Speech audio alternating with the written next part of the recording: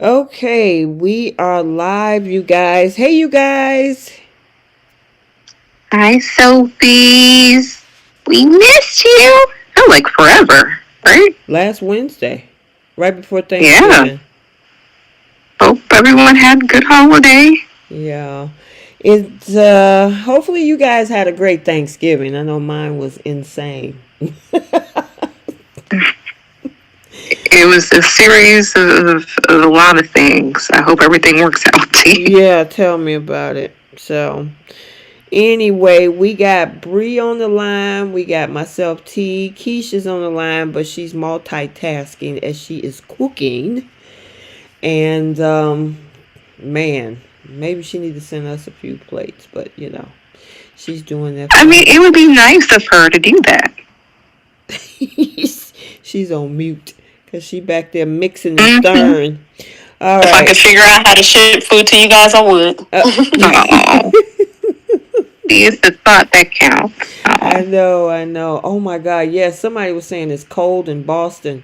Yes, Sandra. Well, I was in Minnesota last weekend and it was like 9 degrees. Mm. And it was brisk because the Yeah. wind was high, so it felt like it was below zero. Oh my lordy.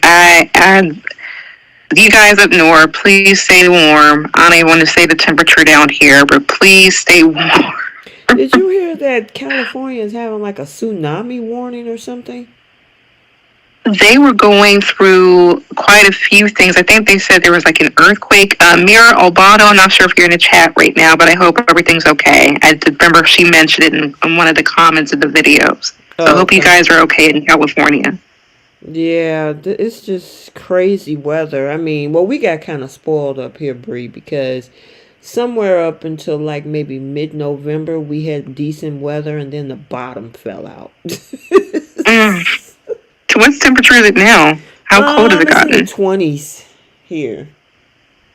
Okay, Yeah. that's way too cold. We would freak out in Florida. Like it got cold to like 49 degrees is cold for Florida. People were putting Ooh. the heat on and everything. Oh my God, 49 in Florida? Jeez. but in the morning, and then it goes back up to 70 degrees. That's why I didn't want to say. That's usually that it fluctuates like that. We only get like maybe like a month of real winter weather, and that's usually in Oh. January to February. Well, thank you for the super chat, Autumn. She says, "Hey ladies, Carter is delusional. I don't want to lose my lead designer, and we're going to get past this." I'm like, "Carter, you stole their family company and you expect them to get past it?" And again, thank you for the Autumn, super chat.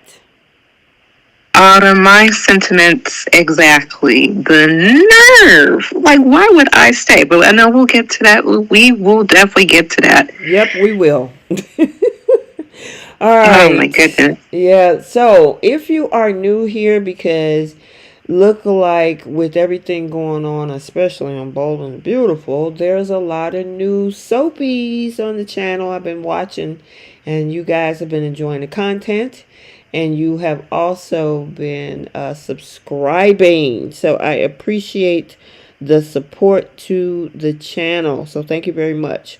So with that being said, what we normally do on Friday nights is we do our weekly chat. We speak on or discuss The Young and the Restless in the first half of the show.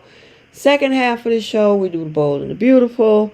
Then we have segments. So we have our Flip the Script segment. If there's a particular person, if there's a particular scene that you wish you could change, that's where we flip the script. Who's taking several seats? Somebody that just did too much, got on your nerve, and they need to take a seat. That's that segment. We have our star of the week. We have whether that's an actor or an actress that did absolutely astounding this past week. We have a pickle of the week, which is one of the most sourest scenes that it was like, ugh. And then we do have one final segment, which is called Who Wins Our Simp Olympics. So when we actually have a platinum medal, gold, silver, bronze, whoever fit that category, right, Bree? Oh yeah, we have some contenders this week. Yes, we do. Absolutely. All right, so without any further ado, we're going to start with the Young and the Restless, and I'm going to do the summary, and then we'll break down these storylines. Hold on, let me pull it up. 1 second. Okay. So, for the Young and the Restless, for the week of December 2nd through December 6th, we have Kyle forgives his parents and returns to Jabot, and Sharon wants to plead guilty following a confrontation with Phyllis. Lucy lashes out at Faith. Nix gives Chance new evidence after eating cookies. Kyle and Claire make love. Sharon comes to a hard realization. Jack offers Diane a job. Claire runs into Jordan, with unbeknownst to her, and Summer gets nosy with Kyle. Then we have Christine starts to doubt Phyllis's story about the crash, and Nick orders Adam to stay away from Sharon. And then Summer tries to stick it to Claire as she announces her new job, and Victor taunts Diane before Jack played him over Glissade. All right. No, I'm not doing the midweek. Okay, so I did put an announcement out there a week and a half ago or so that we're going back to weekly chats. Okay.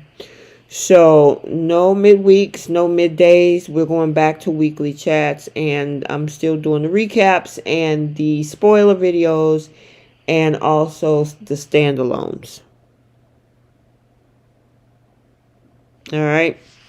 All right, you ready, Bree? Yep. All right, so where you want to start with Y&R? Oh my goodness. I guess we can get Jack, Diane, Kyle, that whole thing out the way. Because that was early this week, right? Yeah, it was all over the place. I mean, Jack, Diane, and Kyle had a lot of airtime this week. Yeah. I'll say this. I'm glad that he's kind of come to his senses. He went ahead and took the job. So I don't know if that is going to be to his benefit or is it going to keep feeding his entitlement. Because at first he was trying to decide like, oh, I don't know if I want to forgive them. What do you mean? Be grateful you're not going to jail. Right. Because you still committed corporate espionage, sir. And all they still cared to do was just help you. And then you had Diane, who decided to step down, even though she should have done that early this year. But, you know, she did it in December. Did something. And, you know, if I'm glad that Claire is kind of in his ear and saying, hey, you're a little too old for this. Go ahead and forgive your family and get it together. And so I think this is a good thing for him. Yeah. I don't know. This whole thing about them still not trusting each other. Like, granted, it's going to take some time. But I agree with you. Claire is like, just cut the crap and just move on with your family. I mean, all that whining and crying and complaining, and like you just said, Bree, you stole. It's not like you're 100% a victim here. Right. He stole a formula and gave it to the op. Yep. So, go ahead. which proves how selfish he is and how he can be. And they still want to forgive him for that. Yeah, so he better be glad that's, I mean, right now, him having a co-CEO position, he needs to just shut up and be quiet, Mm-hmm. in my opinion. But um yeah, I'm just glad we're kind of getting past this storyline. However, Yeah. this whole thing, because it all imploded from back, like you say, the beginning of this year, and they had that whole back and forth about who gets the co-CEO position. They first Kyle was like, "Oh no, let mom have it," when he wanted it, and then she tried to give it to him, and he didn't want it. And I mean, and then of course Jack was running around chasing after Nikki all those months, which caused this whole down spiral, which now leads us to December, and then she says, "Oh yeah, take the job." Which she should have just did. And you know what gets me is Jack is the main one trying to talk her out of it, Mm-hmm. knowing she's not qualified. Like Mm-hmm. they even said in the beginning that there was like other investors or people who went around her because she wasn't qualified. Mm-hmm. And she wants to step down. And he's like, no, this is your rightful place. You're doing a phenomenal job.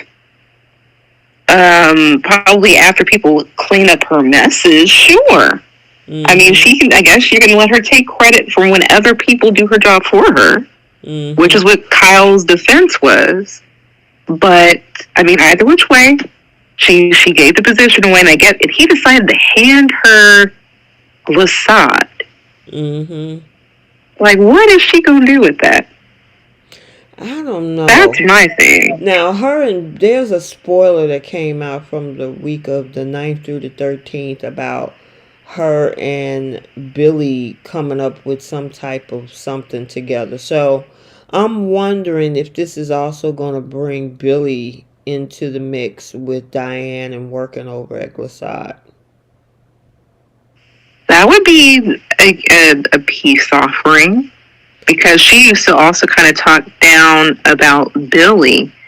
And I'm just surprised that Jack didn't want to at least make room for Billy because he was also on the fence. Jack was on the fence about Kyle coming over to see if he was even grateful. Well, if you want him to prove himself, then give him like a COO position or something, and then give Billy the co-CEO position since you were on the fence about your own child. But no, that didn't happen. Because I did feel bad for Billy because if he can't even go back to his own like family company, it's like what is he left with? So he wants to. If he's going to work with Diane, I think that'd be interesting. Yeah, we'll see, because I mean, if she didn't really have enough experience to work as co-CEO over at Jabot, how are you going to run the company solely by yourself? I don't know. Right. That's going to be interesting, but it makes for soapy drama. I guess they're going to miraculously give her experience. Miracles do happen, I guess. That'll probably upset Phyllis too, right? Because Yeah. Phyllis trying to work with Billy still, Yeah. Well, and she was Phyllis trying and to. Diane can't stand each other. She wanted to work with Billy to take down Victor. Remember he came to the Mm. hospital last week when she was Yeah, still there, and he wanted to use her, or when she got out the hospital, to work with him to take Victor down. Now I still don't know how that's going to work unless maybe, but Phyllis, there's no way Phyllis is going to work over there with Diane. No way. I could see her doing it just to get under. Well, I guess Diane would have to hire her though. Yeah. Yep. Them Yeah, two is. That is true. I don't know who is worse. Phyllis can't get along with Cricket. She can't stand Sharon, and she don't like Diane. So she got to pick something. Pick yeah. some form of employment. I mean, I think Diane might be the lesser of all evils. But I think Diane, in general, Diane hiring Billy makes perfect sense since he has experience and, he's part of the family dynasty of that beauty industry. Mm-hmm. So if anyone to pick the brain from, that would be him. And also, since it's a smaller, newer company, they can really make it innovative and make it their own. I think this is actually a good fit.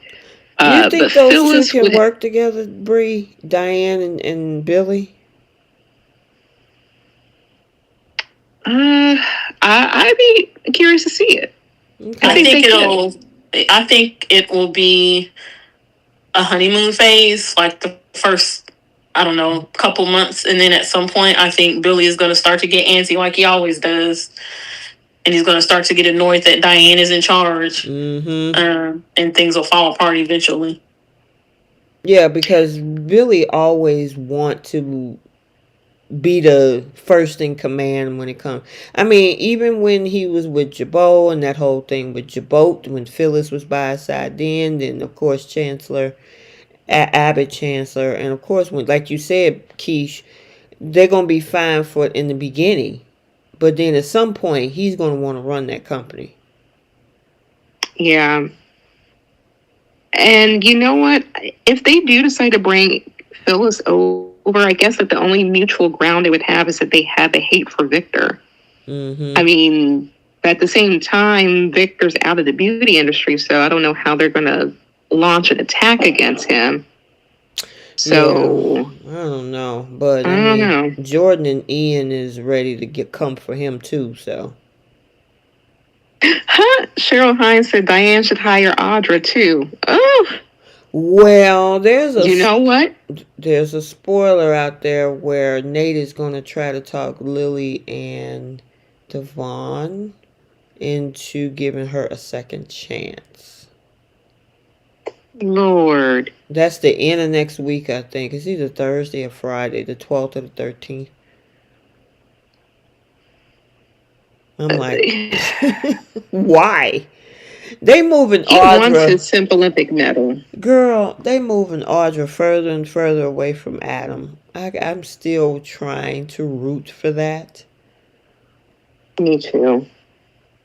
I just they're putting him in Sharon's orbit. Yeah, I know. Yeah, we gotta talk about that part too, because that there's just ridiculous. So then, what do you think about the conversation that Jack had with Nikki? Because my thing is, I get that they friends, but you know that man irritates Victor. And he was just so comfortable just going to this man's house. Right. Like, you know, both Jack and Nikki know this. And they didn't care. They still have learned nothing at the end of the day. Nope. But as far as that conversation where he was saying, like, I don't want you to slip back to old habits. It's going to be a stressful job. So for me, I feel like they're foreshadowing he's going to probably go back to drinking again. That's just my speculation. Yeah. And I think this is also leads me to believe that that's how Jordan's going to get to Nikki is to get her back drinking again. But I don't know. This is an interesting conversation. I think when Victor came in, the look on his face, but particularly the look on Nikki's face. You sound just a little muffled.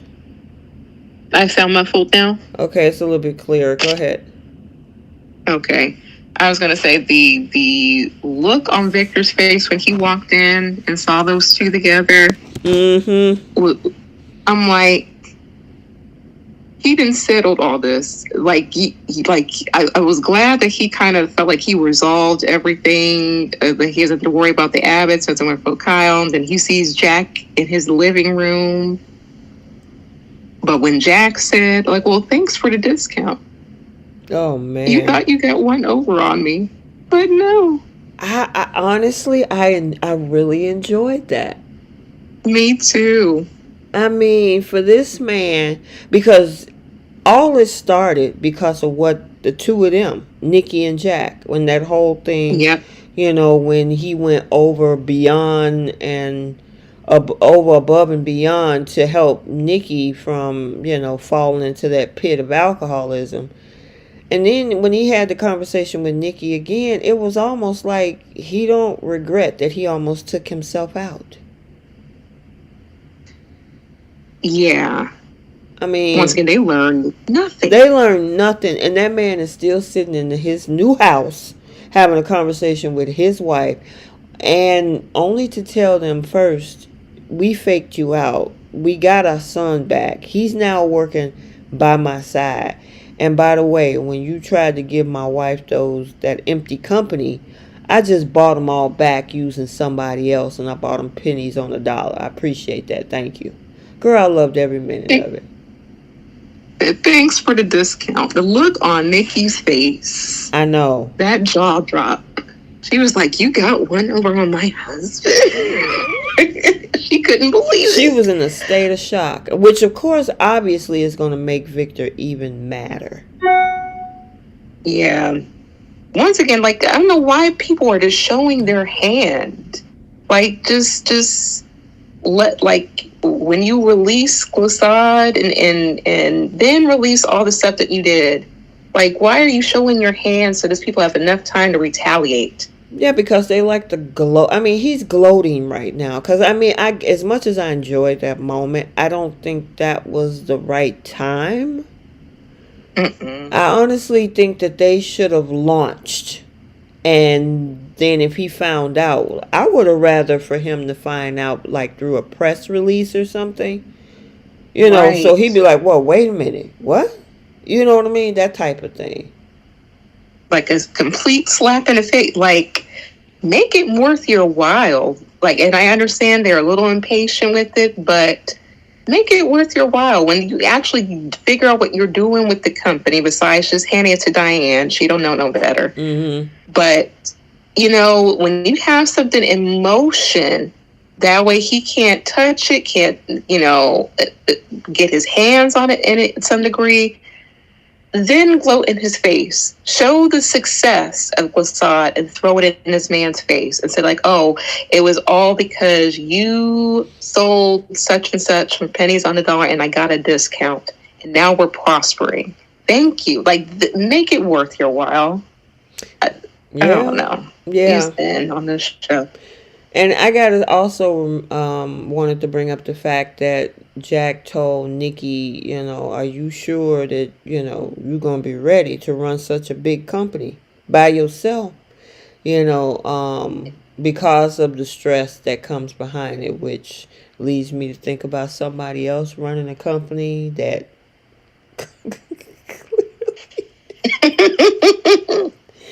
it's like, are you serious? Oh, God. Okay, I'm not going to go there just yet. But, yeah, it was a good question, though. You know, are you sure you can handle this? I mean, this is going to be a lot.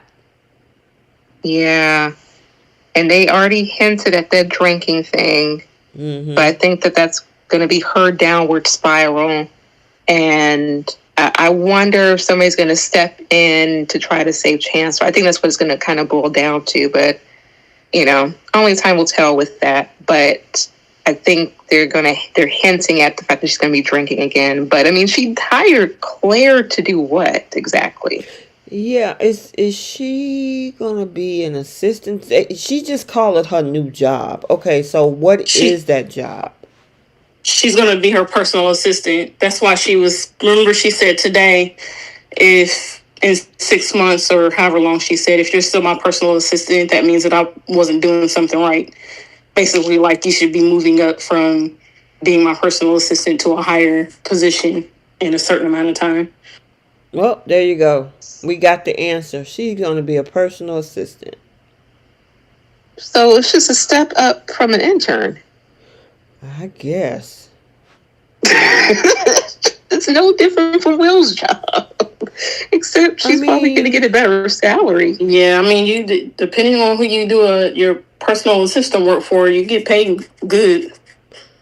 Yeah, that's but they were highlighting this girl's degree and her business sense, and so really Nikki's by herself. She doesn't have like a co-CEO, co anything.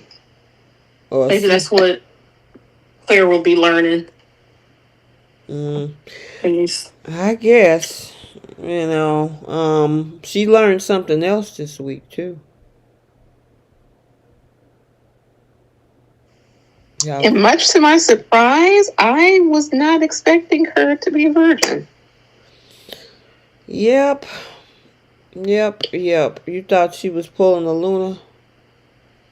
Yeah, the way that's what a few weeks ago, the way she just climbed on top of Kyle, the way she did, I was like, oh, okay, so you're familiar with this. Mm-hmm. And then we all got the okie doke, like, oh, this is my first time. I was like, what? Mm-hmm. Did you see the look on Kyle's face? Obviously, it seems that he didn't take it like by surprise, but I guess he kind of looked like, oh, okay. Like, I think he was just happy to get some. It's been a while. I think it's been almost a year. When was the last time he? Well, yeah, that's the last time he was with Audra. A year ago. Dang. Okay. I may have it wrong, but yeah. Remember. Yeah, it's been a while. I can't. Dang. If almost a year. Because when did Tucker leave? Tucker left in the spring. Okay, so maybe like back in January, February? Yeah, probably so. So like you say, it's almost a year. Yeah, so he's just happy to get him some. Yeah. Yeah. Yeah, but somebody's jealous though. Oh, Summer. And it's obvious. I'm like, girl, you can't even like tone it down, play it down at all. She, where was she at first? They were all at Society, like after they had their glow, from when they got it in, and then Summer just scowling. I'm like, you got a whole gorgeous, handsome, tall, delicious police officer man. She gonna feel real crazy when all this stuff come out about Sharon. It's like, dang, I broke up with this dude for nothing. Well, not for nothing. I honestly think she took any escape that she could to go ahead and create a rift between her and Chance, because she wanted Kyle back. She wanted Kyle back since the summer. Well, I will say Kyle is not giving her mixed messages at all. Nope. He is like hard pressed on, and especially if you've seen the Mondays episode, he is hard pressed to let her know, yeah, we're friends. And she like, well, wait a minute, we're co-parents. Yeah, but that's it. We're friends and co-parents. Nothing else. Don't get it twisted.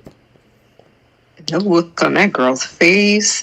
Every time she looked at Claire and hit, like whenever he was holding her hand, and she's like, so what is this? Like, what are you guys? Mm-hmm. I've been seeing that a lot, Belinda. She said, I bet Claire's going to end up pregnant. I've been seeing that all over the place. I really hope not. No. Yeah, I hope not. This is just not, that would not be good for her in the end. Did you like if it happens?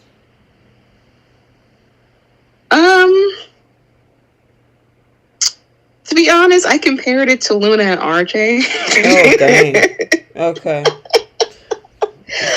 Like, it was just sweet. Okay. Mm-hmm. I can't really put, it was a love scene. I guess we should cheerlead for that. Like, yay. But, it was like Luna and RJ when they first had their time. No candles and, Mm-hmm. Yeah. Because at first she tried to play him off with them doggone cookies. Talking about, ooh, let's go up in the kitchen. And he like, what? Oh, yeah, we get some cookies.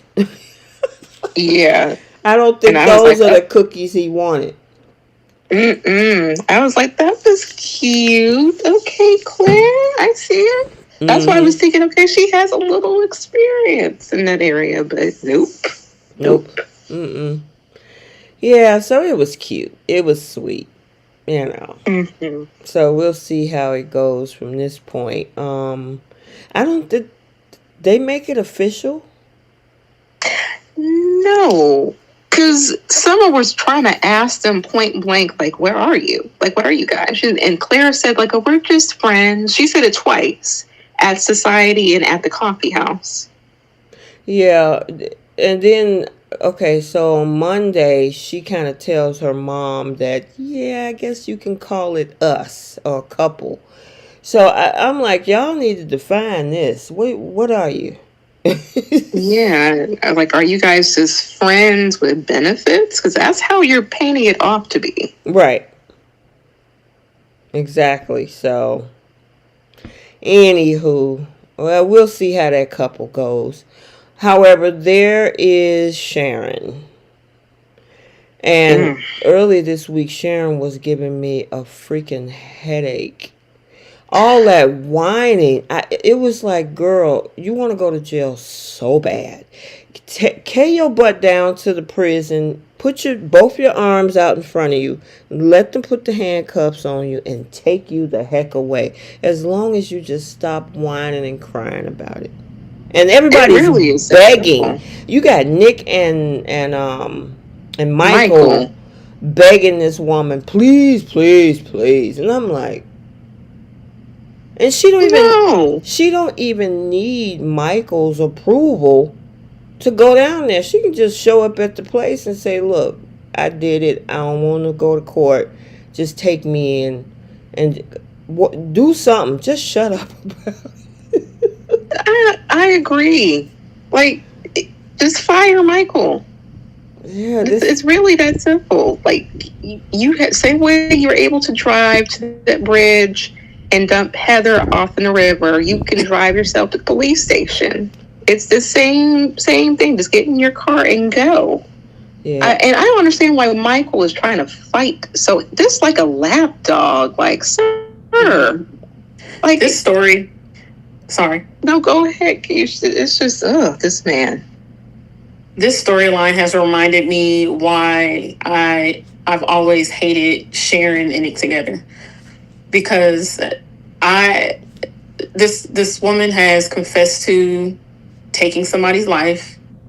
Right now, they don't know for sure if she really did it, if it was her medication, if someone set her up, whatever the case. The way Nick is trying to save this woman is just so annoying. I like Sharon a lot better when Nick isn't involved in her life, because she doesn't act so Needy and desperate. yes. Mm-hmm. Nick, I feel like, regresses Sharon into that, like you said, that needy, desperate damsel who needs somebody to save her. And I feel like when she's with anyone other than Nick, she's not like that. So just watching Nick all week make excuses for her, like, this woman set up your daughter's brother. They don't know that right now, that she didn't take Heather out, but she still set Daniel up. Yeah, and still dumped a body. Yeah, and I'm sorry, but at what point do you keep excusing behavior with the mental health angle? And he's been doing this for years, nonetheless. I'm just And if this was Phyllis, he would not be going to great lengths to do that for her. That's like Keish said, but that's because Sharon digresses into this, oh, poor is me, self-loathing type thing. Whereas Phyllis is like, I'm a fighter, I can do it. And so Nick is like, all right, I'm going to let you have that. And I think that's why he moved that way with Phyllis, because Phyllis fights her way through any and everything. Whereas Sharon leans into, oh, poor me. Oh, my world is coming to an end, and I did this, and I'm so guilty, and oh, wah, wah, wah, wah. And it's just like, girl, it's just go. First of all, the Phyllis is still story. Oh, sorry. I was just gonna say, Phyllis is still, she can still do a little bit of the woe is me stuff, because she did that all last year with her kids when her kids wouldn't take her side with the Diane stuff, when they were just, telling her she just needs to let it go. And then she went into that whole thing of faking her death and all that stuff with Jeremy Stark, whatever that man's name was. So she still does that kind of, I'm a victim, nobody listens to me, everybody always thinks I'm lying. But she is, in a sense, she is tougher than Sharon, to where she takes matters into her own hands when she wants something, instead of just sitting back for the most part and waiting for somebody to rescue her or to do something for her. Yeah, well, I just want the storyline to end. It's been going. They keep adding to it. That's the thing. Originally, this storyline was about Faith and Lucy, and then they threw the whole thing in there with Cassie, and then they decided to add in the situation with Heather, which tied into the 30th anniversary back in September for Sharon. And then they want to tie Phyllis into it with her 30th anniversary. And then they want to tie November Sweeps into it with the 13,000 episode and bring in Ian and Jordan as part of it. It's like, at what point, how long are we going to drag this out? To May Sweeps of 2025? I mean, that'll be a whole year for this storyline almost. It's insane. It's like, just clear this girl's name, send her off to prison, Fairview, whatever you're going to do, and let's just keep it moving. It's just, they keep sticking additional storylines to this, and it's just dragging. And we also can't forget that they're going to loop in Claire and Mariah into this stuff somehow. Yep. So I'm so going to stick to say they're going to stretch this out to February Sweeps at least. Because they have to let these stories kind of still build. Mm-hmm. And plus Jordan and Ian just came into town, so they have to establish like how they met, and because we only got like a little teaser as to like what happened with those two. But the way they're moving, they sound like a whole, like a couple of X's or something. But they have to still mix that in. It's like a whole like pot of chili with all the extra ingredients.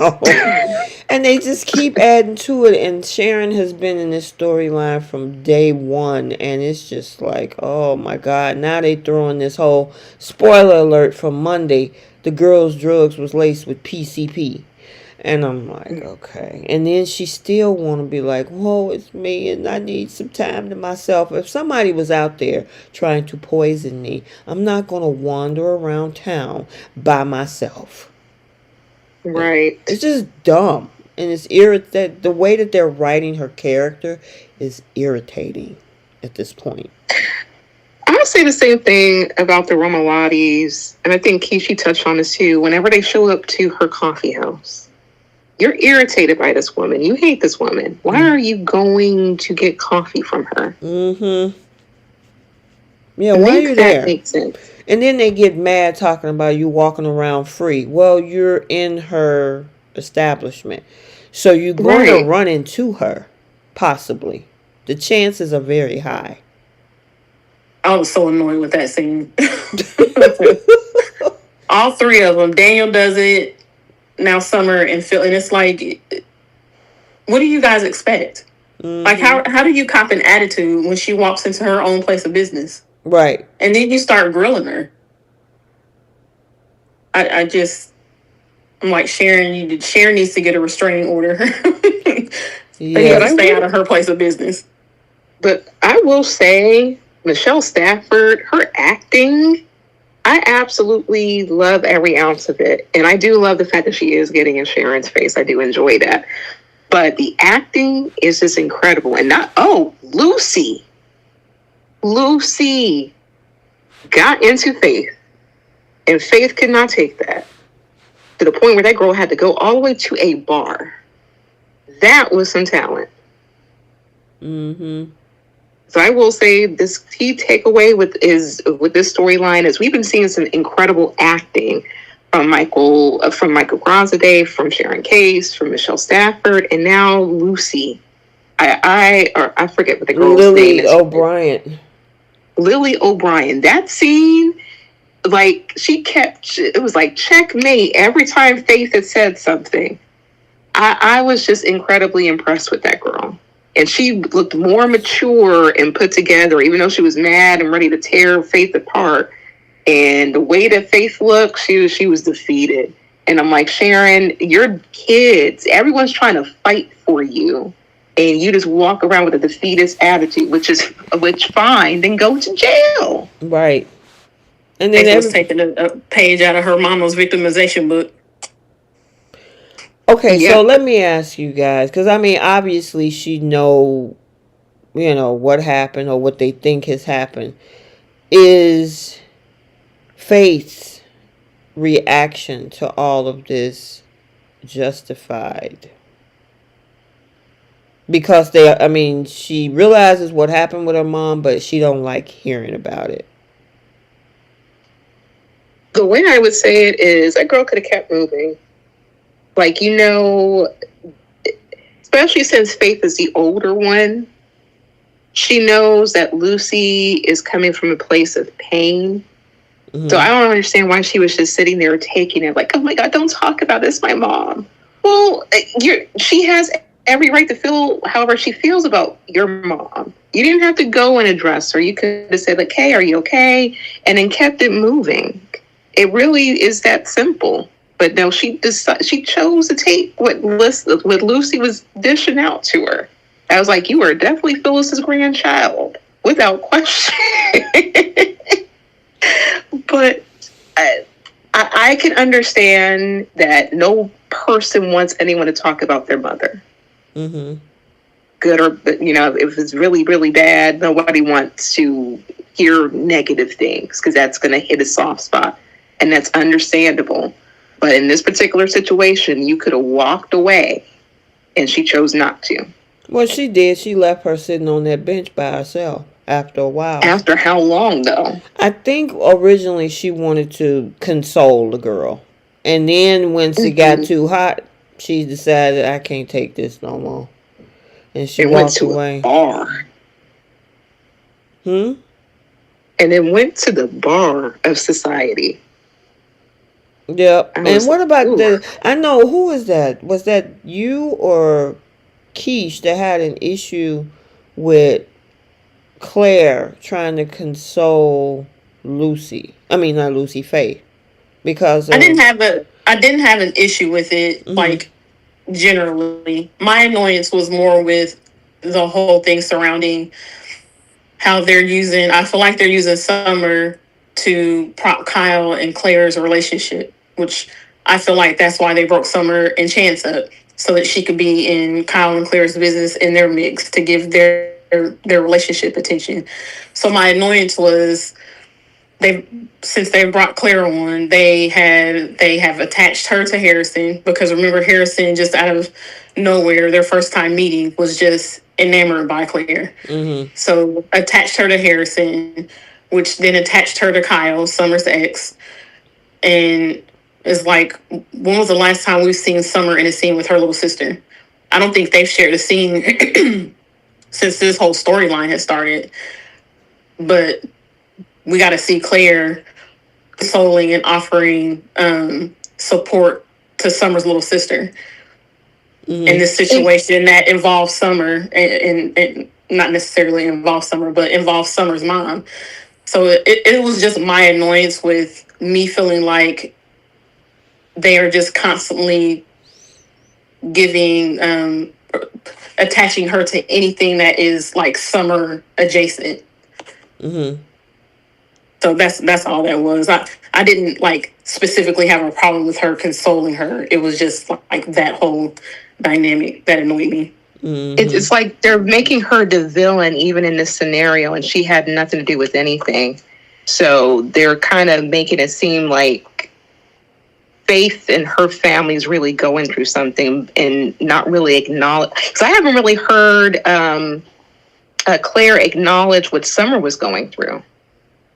She didn't. They were in a scene together today, and I think all that was really mentioned was Summer said things have been rough. And I forget what Claire's response was, but it wasn't in the same way that she acknowledged it with Faith, where she offered support or, said, I'm sorry, you're going through this or whatever. It Ooh. was just kind of like, oh, yeah, sure, or whatever it was she said to her. I just want to mention something. Mari in the comments said that I guess the part of California that was hit with a 7.0 earthquake, Oh, wow. and that she had to evacuate the area. She said, and then I guess there was a hurricane too. So I guess that's what it holds. Tsunami and all of that came with the hurricane. I mean, with the earthquake. I'm assuming something like that. Please be careful. Yeah, sending out well wishes to you guys. Any of you guys in California that's been affected, you two, especially you two, Mari. Yep. Mm-hmm. Okay. Yep. Sorry about that. I just wanted to mention that because they're talking about it in the comments. Yeah, absolutely. And V Carter, you're right. No compassion for Summer's loss and what her family's going through. The only thing that Claire acknowledged was that the fact that Claire was that Summer was jealous. That was it. Yeah, it's just interesting that they're writing in that way. Oh yeah, they're definitely making Summer look pathetic right now. Yeah, I because mean, now they've got Kyle and Claire acknowledging mm-hmm. her behavior, and that this was the second time that Claire has said that she's noticed like Summer's behavior and that maybe she's jealous or whatever it was that she was saying. But I'm even talking about the parts where you guys were saying that there's no sympathy for Phyllis and her family. We really haven't seen much of that at all. It's about the focus of trying to get Sharon out of, this whole storyline of crime that she supposedly had committed. So, yeah, they're definitely writing it more leaning towards Sharon and what she's going through versus Daniel. We really didn't see Daniel but once this week when they were over at Society and Cricket walked in and she started questioning that whole car accident. Yeah. And Phyllis had flashbacks and was acting like she didn't want to say anything. Well, it wasn't acting. She didn't say anything. And secondly, like why would she tell you? For what? I mean, but that's the other thing, that here's another person trying to help justify Sharon's action or want to try to save Sharon. And I don't like the fact that it feels like a lot of the characters have really dismissed, especially what Daniel and Lucy went through. And I feel Nick most of all, but I feel like the only people who's like given any sympathy is maybe Kyle for Summer and Billy for Phyllis a little bit, but that's very few and far between that happen. Mm-hmm. But that's it. Everyone else has been caping for Sharon. Michael especially, that was very disappointing.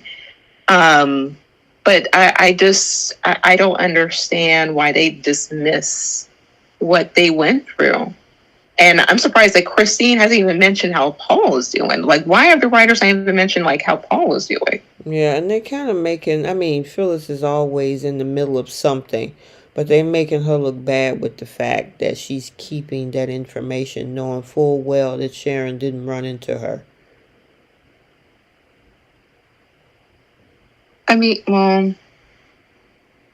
That girl, I wouldn't help her either. Why would I help her? She framed my child. That's just me. You framed my child. I'm not helping nothing. And plus, she already got a lot of people with their capes on to try to save her. I'm not going to be one of them. Right. But I'm just saying the way that this is leaning and how the writers are doing it, they're putting her more, making Sharon look like the poor, shrinking Violet versus Phyllis, who's harboring this secret when she knows that it wasn't Sharon, even though she's going around saying it was Sharon. So it's not a good look. Yeah. Oh wow. Mm-hmm. I don't know. I'm still on the Romalotti side.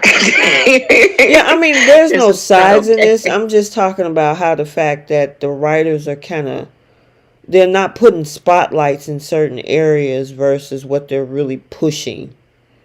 You know what I Right. mean? And so, there should be the fact that Daniel almost went to jail.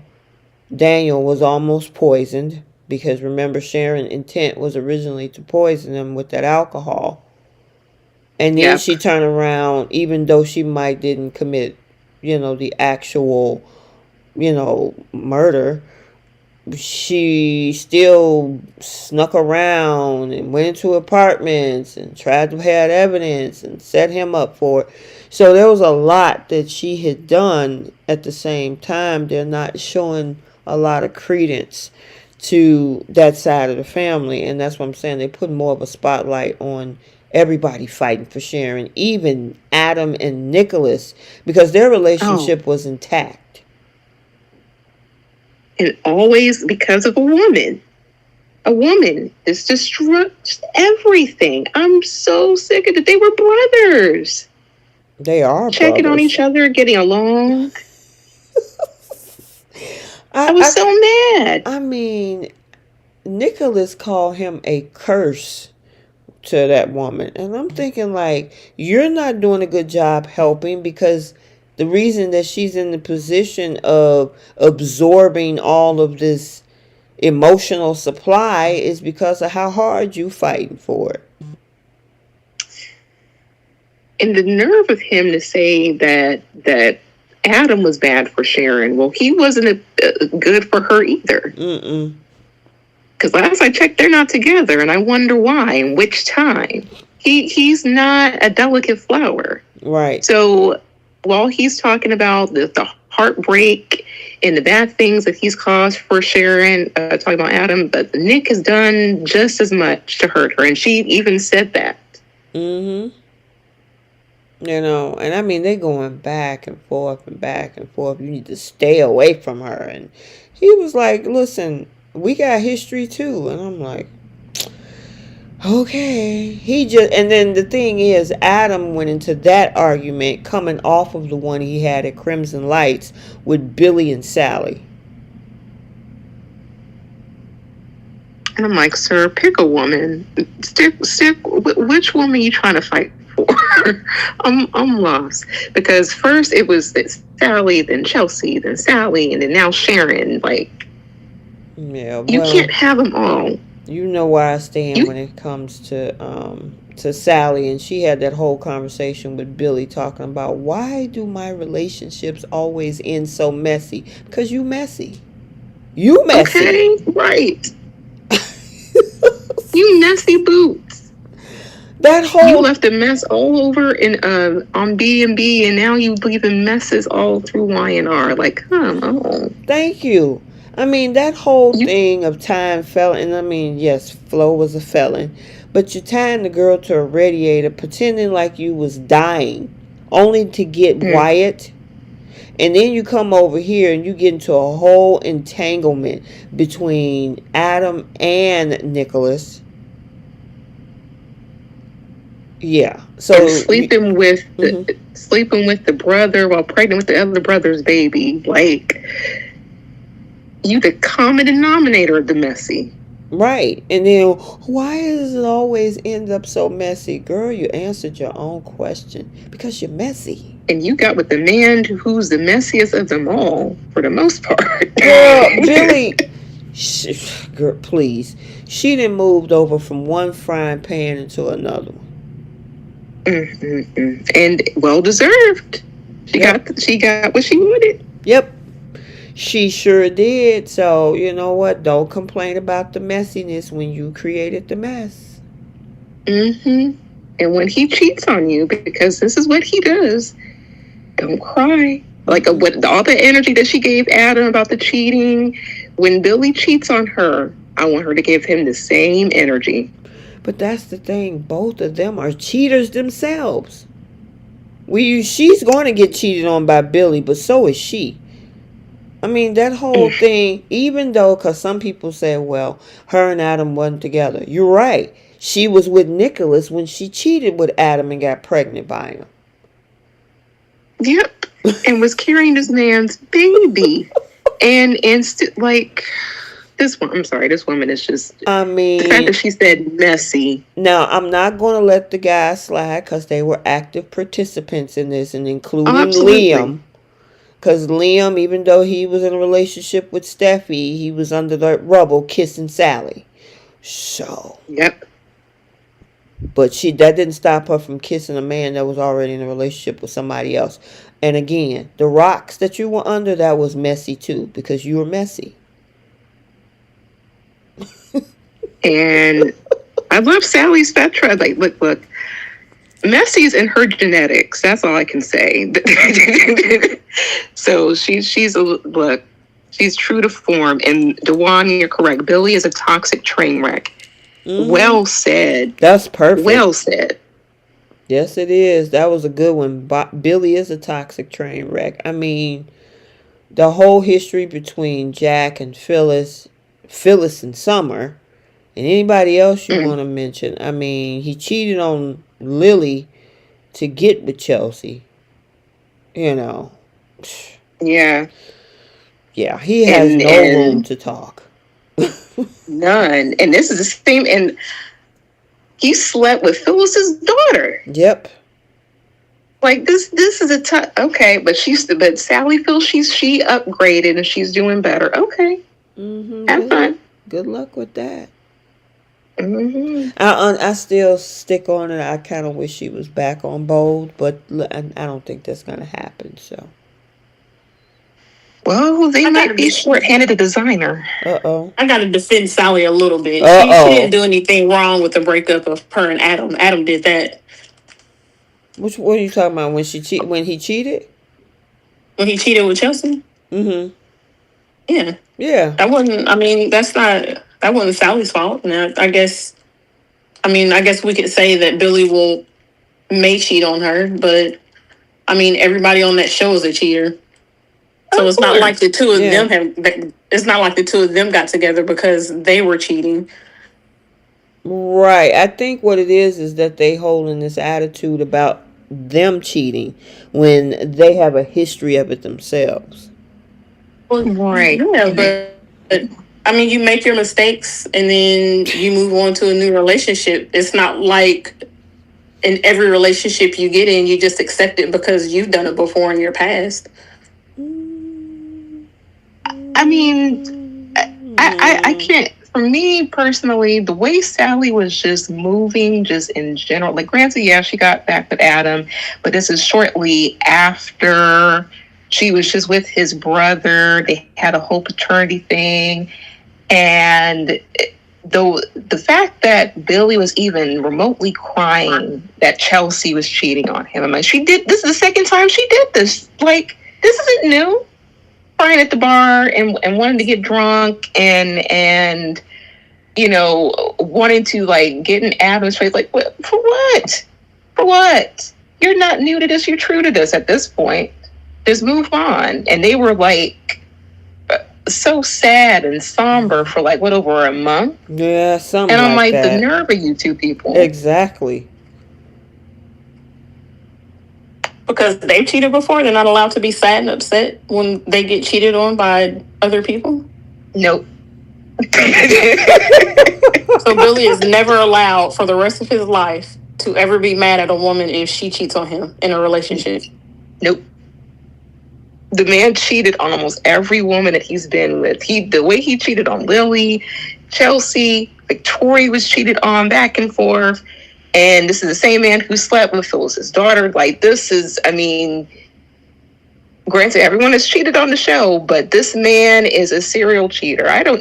Me personally, I don't feel sorry for him. So he can cry about getting cheated on. I'm not that big of a Billy fan, so I don't necessarily feel sorry for him, but I'm not going to say that someone can't be upset if they get cheated on in a new relationship. Yeah, someone, but we talking about Billy. Well, even him. I'm not going to say that every woman from now on that Billy is with, he deserves to be cheated on, or if he gets cheated on, he can't say anything or have a reaction. He can have a reaction. He just shouldn't be surprised, because karma is a whole other thing. he has a lot of what's coming to him. The way that he treated most of the women that he's been with, and also how he's even treated his brother with the women that he slept with while he was married, while they were married to his brother. Now he deserves every bit of smoke, every bit of karma that comes to him whenever somebody cheats on him. Like, I can't feel sorry for him. Yeah, I mean, both of them. There's some folks that I kind of be like, yeah, I'd be mad. I can, but them two, yeah. Nope. I mean, That's when just you me, change somebody to a whole radiator, yeah, no. Yeah. When you change them to a what? I didn't hear you. Sorry. When Sally chained that girl to a radiator because Wyatt was engaged to her and she wanted to lie to get back in his life. Man. Oh, And when they threw Sally under the bus for Flo, who disappeared after less than a year. Yeah. And she tried to have that man's baby too, under false pretenses. Yeah. I guess I won't say I give her a pass, but I don't. That didn't bother me because I knew what they were doing. I knew that was their way of trying to get rid of Sally, and they threw her under the bus for the baby stealer, just to get her off the show. They could have used her over that show because they definitely need some designers. And how we got on this whole conversation is because Sally said she didn't understand how her breakups are always so messy, and it's because she's messy. And her picture is sitting right next to messy in a dictionary. Along with a few other people. Oof, yeah, that whole thing. All I know is, and we kind of led to her through Adam. Adam, it's like, dude, who you going after? Because at first he want to talk to Chelsea.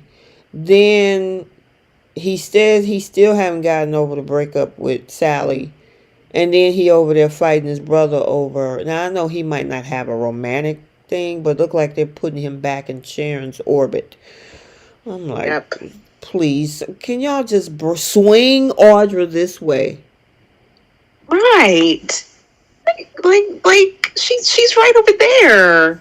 And she needs a job. Like, hire her over at Newman Media. Like, why are they doing this to us? I mean, know. I'm not even, we really didn't see much of that whole storyline with Nate and Amy this week. But it's like, no. Damien, he's supposed to be coming soon or whatever. But my thing is, Audra and Nate, they just cooled off. We barely even see them together. She cooled them off. She said that was not even a relationship. She is like, she likes to get it in with him, but that is it. And he's just not catching any of the hints that she keeps throwing at him. Well, it's not even this hint. She's blatantly telling him, hey, we're not in a relationship. That's what all her relationships have been like, except for Tucker. Right. Yeah. I just wish that, I've been looking for this since 2022. Can we please this is a missed opportunity. Let's bring Audra into Adam's orbit and see how it goes. I don't see that happening right now. But Keisha said, I don't see that happening. I don't. And if they do, she's probably going to treat Adam the same way she treated the rest of them. I don't want anything serious, especially with Adam of all people. The problem is, I don't think she respects men that simp over her. If Adam gives some of that energy that he had, like, maybe 5+ years ago, because the way he treated Kyle at that bar, that time, you can tell there were stars in her eyes. I think the way that she, I think she admires Victor. So she got with the younger version of Victor. I think that would be the man that she would settle down with. Yeah, because he's dark. Kyle simped over her, and Nate is always, because Nate tried to help her get a job and everything, and she nearly broke up with the dude. She was using any excuse, like, how dare you try to help me? This is over. Adam would turn into that too, just like he did with Sally. But they need to keep him Yeah, I mean, I don't know that. Yeah, if they cannot have Adam turn into like he was with Sally with Audra. Audra ain't Sally. You know what I mean? Nope. Not at And all. plus, that would create a little rift between her and Sally. Like, this is you would really see your real friend in real Mm-hmm. form. Mm-hmm. Yeah, she gonna get with your ex. Oh, that's what I was really hoping for, but I guess we're not gonna get that. I don't understand, like, why the writers want Adam to collect all these different women. Adam, but not Adam collecting Sharon, Sally, Chelsea. Like, he's not his daddy. He's not gonna collect women like his daddy collects companies. Like, pick a lane, pick a woman, and stay there. Look at what V Carter said. V Carter said Adam would be good match for Audra. Game recognized game. They could be naughty, Mm. conniving, crafty together, plus sexy. Yeah. Oh, writers, producers. Wait a minute, let me We pin hope you're that. listening. Hold on, let me pin it. Put it right there at the top. Yep. Like we know what we talking about most of the time. Like, come on. Like we see it. We see it. Mm-hmm. We see for you guys, the writers, producers, y'all see it over there in CBS. Please. Yes, I mean V Carter couldn't say it perfectly. Game recognized game. They are two peas in a pod. In my And we'll opinion. even like hashtag Audrum, or I don't I know, but don't know what their how would name you is. say that. Mm-hmm. But that's a really good question. I don't know. Yeah. But we want it. Yep. I agree. I agree. They can take down folks, maybe one up Victor on something and be the next dark power couple. And she would be really embedded into the family. And then Summer would can't say nothing. You remember how I'll just throw this in here before we get into it. See how turned on Hope was about the takeover. You can imagine how turned on Audra would be if Adam was in a situation where he took over something. Oh, she would love it. She was like, Mm-hmm. "You're my perfect person. Like, will you marry me?" And plus she caught the bouquet. Look, it's not for Nate. It would be wonderful if they embedded that girl into the Newman family, because that would drive a lot of people crazy. Oh yeah, Victor would have a conniption. More than Summer. Mm-hmm. See, Uh, see, we're trying to help you guys out, writers. okay, she said call them double A. Blackpink Double wins. A. Mm-hmm. Adam all Okay, double A. I'm cool with that. Hey, double A batteries. That's fine. All right, I think we I like covered. Autumn. You like Autumn? Audrum. Oh yeah, AUDAM. Audra and DAM is part of Adam. Autumn. Audrum, or Autumn. That's an interesting name to spell Autumn. Okay. Yeah, V Carter put Adra in there too. Adra? ADDRA. Or A. Either which way, just like Gail Lewis said, power couple indeed. Yes. Yes, tell me about it. All right, did we cover everything this week on Young and the Restless? Yes, we did. That was fun. Yeah, and about 30 people just walked in the room because we went from 120 to 150 around the 8 o'clock hour because folks is in here for bold. Oh, because we have a lot to discuss with that. Oh, Jesus. Oh, God. Oh, listen, everybody check your weapons at the door. Listen. Yeah, because go ahead, Bree. This is about to get interesting. Interesting discussion. Yeah, it's about to get interesting. But before we do, how many people do we exactly have in the chat? We have exactly 150, y'all. Yep. Okay, make sure that you hit that like button, hit that subscribe button if you are new to the channel. I know that with the storyline the way that it is on Bold right now, it's inciting a lot of conversation and there's a lot of eyeballs on screen, and so there's a lot of folks coming in subscribing. So if you have not, make sure you hit that subscribe button. Also, Soap Corner Talk is on other platforms: IG, TikTok, Facebook, Threads, X, and there's a blog on Medium too with the spoilers. And the Y&R spoilers are already out for December 9th through the 13th. So make sure you follow on all of the other platforms as well. So, everybody sit back, relax, and take a deep breath as we dive into the bold and the beautiful for this past week of the 2nd through the 6th, because I know y'all in the comment section have been waiting to have this conversation, because a lot of folks thought we were going to go live on Wednesday. I no longer do the Wednesday midweek chats, so I know you guys got a lot to say today. So, without any further ado, we're going to go ahead and I'm going to do the summary for Bold, and we're going to break it all down. So, for the Bold and Beautiful for the week of December 2nd through the 6th, Carter refuses to dump toxic Hope, so Ridge fires him and cuts him out of his life. Brooke doesn't like Ridge bad-mouthing her daughter, and Hope startled by Carter's reveal.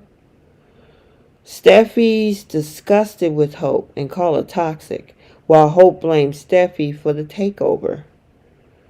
Steffy confronts a smug Hope once again. Ridge tells Taylor Carter's Hope's puppet, and Remy glares, seeing Electra kiss Will.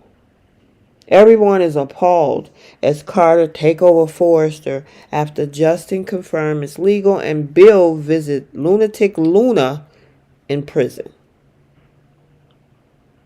Let's get lunatic Luna out the way since that was the last small thing this week. Can you actually believe that that man showed up to see Luna? And it makes absolutely no sense. Like, if you're done with this girl, be done with her. But this man is tempted every time he reads a letter. And she got him with the third one to even remotely go to the jail. Mm-hmm. So, something tells me he's going to help this girl. Yeah, I think so. He's going to help her. Mm-hmm. And I don't know if it's going to lead to something romantic. I hope not. Because that would be cray-cray. Yeah. But you mean cringe? We've seen stranger things. Brie, you mean cringe? Cringe. It's this would be, but we've seen stranger things on the show, so it wouldn't surprise me.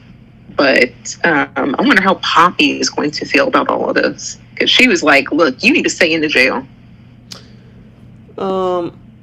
Yeah, that girl don't need to go nowhere. And her mom was like, "I barely came to see you, and why are you asking about Bill?"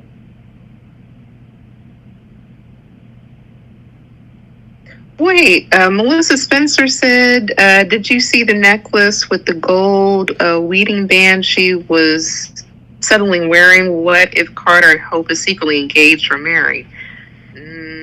Yeah, I didn't see that, but I saw her comment. I was going to bring it up at that time when we was talking about them. I haven't seen anything to answer that question, though. I didn't pay attention to it. There was just too much. Speaking of messy, there was enough mess to sort through this week. Right. Yeah, Poppy was like, "No, you're my child, but you need to stay in jail. Mm-hmm. You're not past go. You stay in there." Mm-hmm. And sure enough, those letters finally touched some parts of Bill to get him to come up there for whatever reason. So yeah. This is a slow moving train with this storyline. Why did I'm they like, where? even both of them, that one and the whole thing with Remy? It's like, did we actually need to see that this week? No, what, they only had like one scene or something.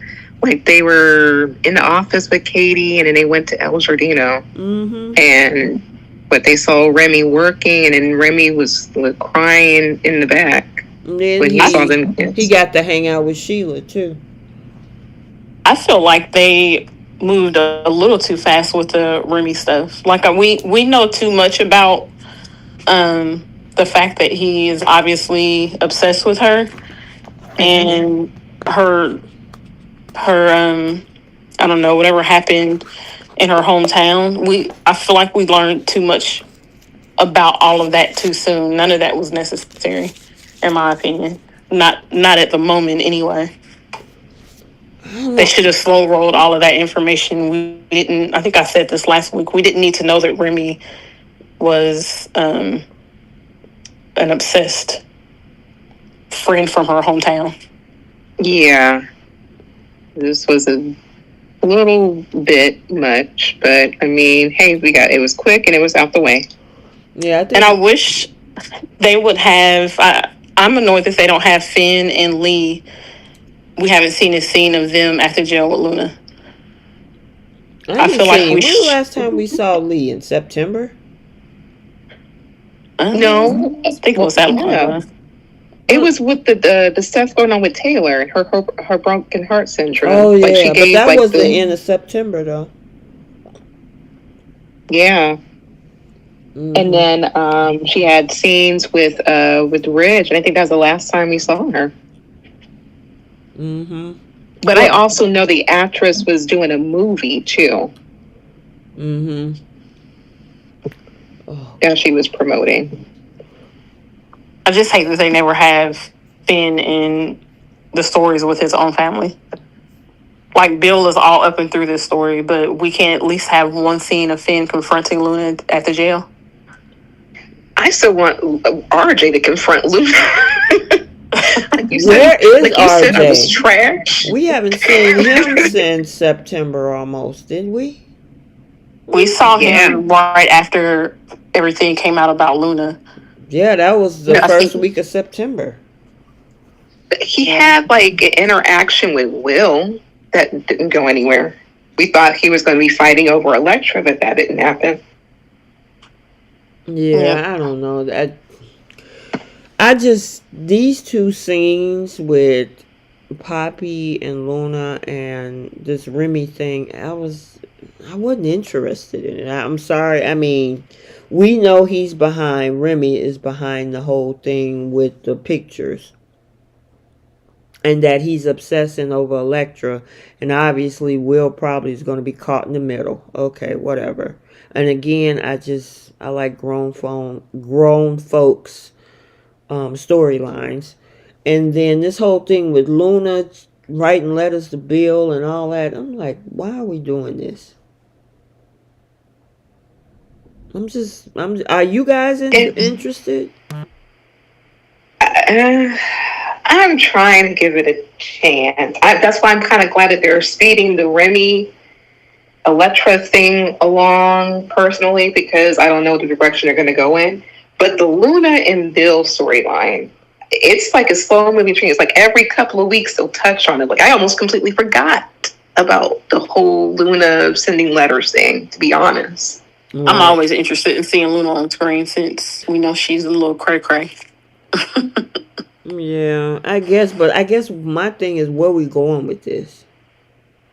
Mm-hmm. You know, because I agree with you. Lisa Yamada is one heck of an actress. The way she played that out, and she played Cray Cray and the Poison and the Cage and all that back in the late summer, that was great. But then, okay, they sent her to jail. Poppy broke up with Bill and moved back with her sister. So it's like, okay, where are we going with this? And now she's trying to get out of jail, okay, because Bill got resources. So once she get out, what next? You gonna try to put her with Right. Bill? And what are they going to do with Poppy? Because she's not with Bill anymore. She's not like she's working. Like, she's just visiting her daughter in jail. Like, what happens with the Nozawas? Right.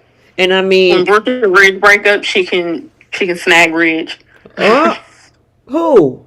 Away from Wait a Taylor? minute. Poppy. You talking I'm about hoping that Poppy? Taylor wants nothing to do with Ridge. Like, I'm hoping that will be the twist because we know that Brooke and Ridge are going to break up because of this whole thing that Hope is involved in with Carter. I'm hoping that there will be a twist, and even after Ridge and Brooke are separated, that Taylor wants nothing to do with him. Like, I do not want her back with that man. Not after the way that he dumped her at the altar the last time that he begged her for a chance. But he healed her heart, though.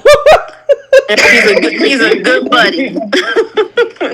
He's just a good buddy. Taylor has said it multiple times. She doesn't need a man to make herself happy, and I'm hoping that they let her stick to that because I don't need to see those two together. Hey, And the main reason why I don't want them together is because you see how he acts with Taylor while he's in this committed relationship with Brooke. How flirty he is with her, how touchy-feely he is with her. And if they ever put Ridge and Taylor back together, he's going to do that same thing with Brooke. He's going to be all touchy-feely with her, all flirty with her, super inappropriate. Like, I've always felt that Taylor and Ridge's friendship, quote unquote, is an inappropriate one, with considering that he's in a relationship with Brooke. And I just wanted Taylor to stay away from him. And I hope that they surprise us and they don't do Taylor and Ridge after he breaks up with Brooke. Only reason that they're trying it's going to be kind of hard when you got Steffy in her mama's ear and her daddy's ear and saying, "Hey, you guys love each other. You guys were because Steffy hates Brooke." I honestly feel like if Ridge was dating anybody else, they wouldn't have her do this. I think if Ridge had stayed with Shauna, they wouldn't have Steffy parent trapping. I think they only have Steffy parent trap because he's with Brooke. Well, I don't know. I just wonder where we're going with this whole storyline with Luna. Because it's like, okay, you get this woman out of jail. And then what? What are we doing with that?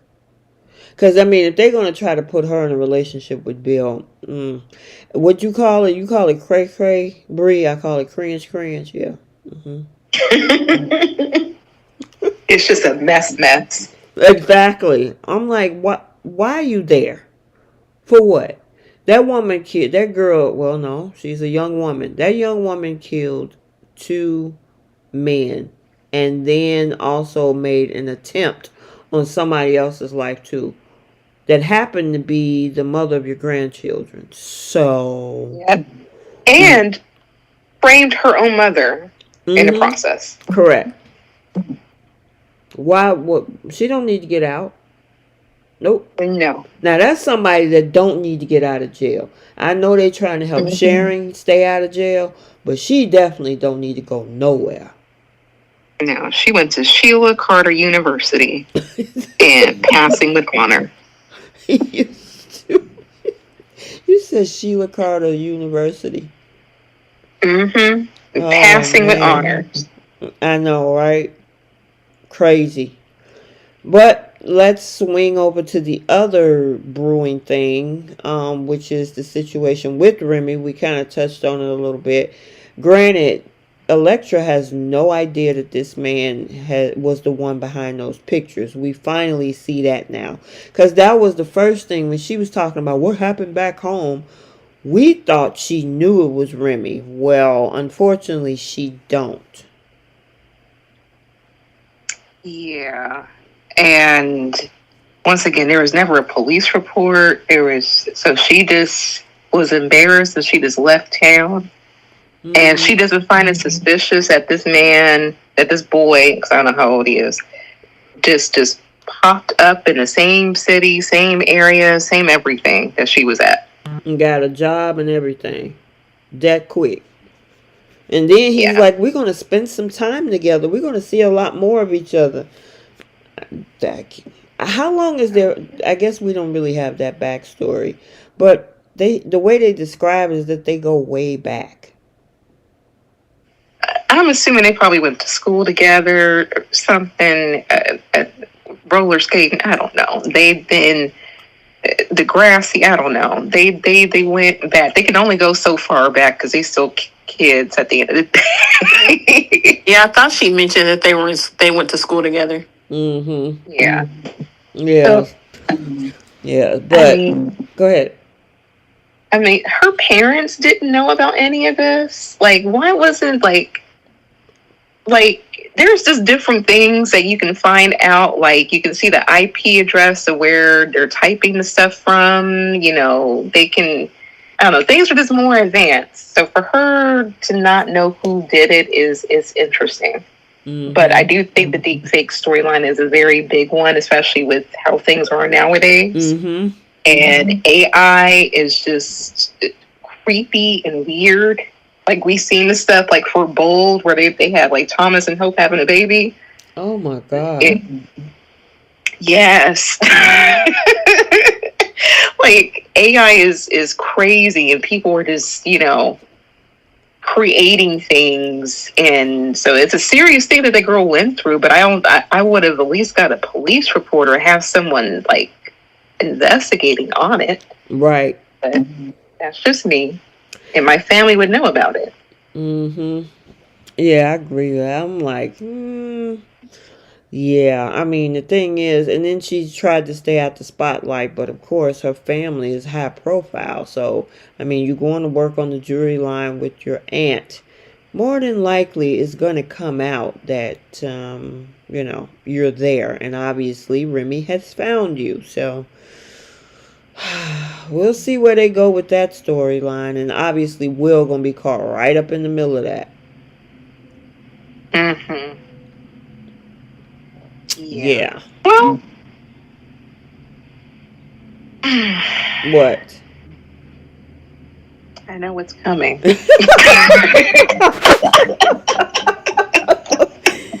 Girl, you are hilarious. You like, I know what's coming. Yeah. Speaking of this messy, weird, unnecessary circumstances. Mm-hmm.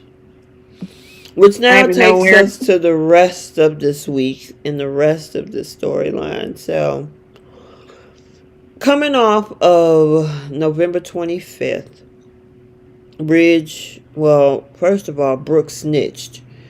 And so, Ridge had to process it and decided to confront Carter on Monday episode and put that ultimatum on the table.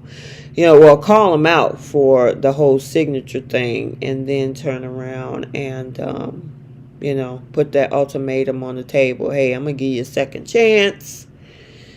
Only if you do this. Well, any thoughts? He broke that down. He was like, look, this girl is messy. This girl is toxic. She's playing you. You're delusional. And I see right through that. It's not worth you losing your job for. So we're going to forget all about this LLC stuff. You're still like my brother. I still care for you. Just drop that zero and get with this hero here and keep your job. That's basically what Rich had said and presented to him. And Carter's like, yeah, no. And I'm like, you idiot. This girl does not love you. And look, I'm going to speak from my own personal opinion. I understand people are going to have their thoughts and their viewpoints. This girl does not love him. She loves what he can do for her. There's a huge difference. And he's losing his job, committing crimes for this girl. And everyone is able to see through this. Rich and Steffy, you're able to see through this. Even Eric. And he just foolishly given up his relationship, everything. And Rich fired him on all fronts, as a brother, as a friend, as a CEO, as everything. He was like, look, you get out my family, get out my life, get out the atmosphere. I don't want anything to do with you. And it's Carter's own fault. It's his own fault. I do not get this from Carter. Why? Why? I hope of all people, why? I guess where I'm at with all of this is that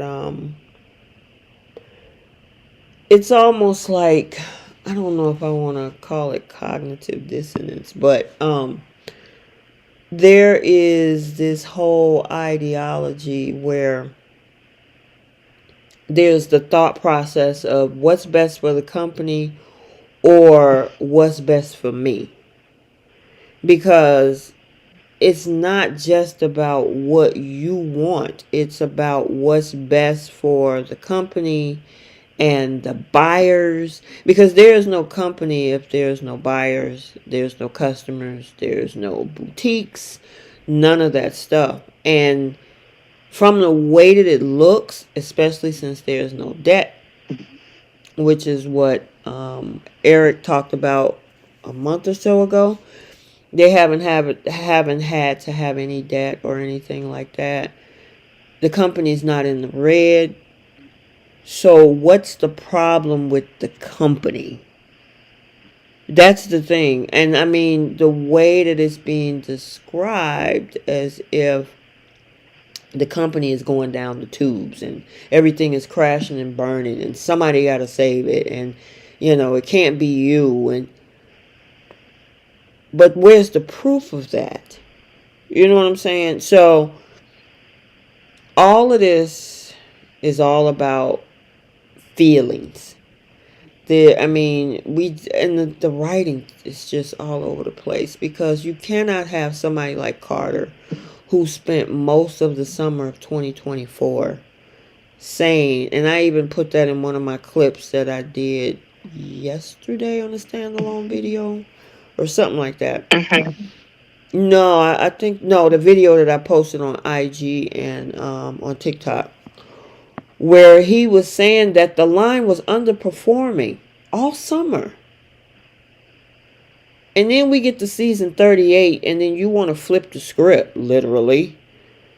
And then now we need to keep the line. It's like, why are we doing this? It makes no sense. And Sandy Mitich, and I'm sorry if I'm pronouncing your last name wrong, she's right. If it's not personal, start your own company. It's not even his company. His name is not Forrester. I'm glad that Ridge pointed it out. Like, both him and Hope are not Forresters. Their name is not on the building. And he was like, look, you're mad because we didn't take your suggestions. Well, we don't have to take your suggestions. Hope is mad she got fired. Well, she could have told the truth. There was ways that they could have kept their employment. They did not have to stoop this low to do this. At the end of the day, it's not their company. That's a family-run business. At the end of the day. And this is like saying if Lily wanted to take over Chancellor. Like, who is she? She's not family. She has no ties. She's just an employee. And that was just as clear as day. Because if you were running things, you would not be fired. You would not be fired the way you were. And here's the thing. Brooke even, and I know we'll get to it, Brooke even pointed out this all could have been prevented with the truth. Yeah, that's what it come down to. I'm sorry. It's just absolutely stupid and foolish on both Carter and Hope's part, in my personal opinion. It really is. He then lost his whole job, probably could get disbarred for doing something like this. And for her. And they only been a month, but they been together for like less than 2 months. This girl, all of a sudden, she was struggling to say I love you to Thomas, but she has no problem saying I love you to Carter. Why? Because he was doing something to her benefit? Please. Yep. Yep, yep, yep. So it's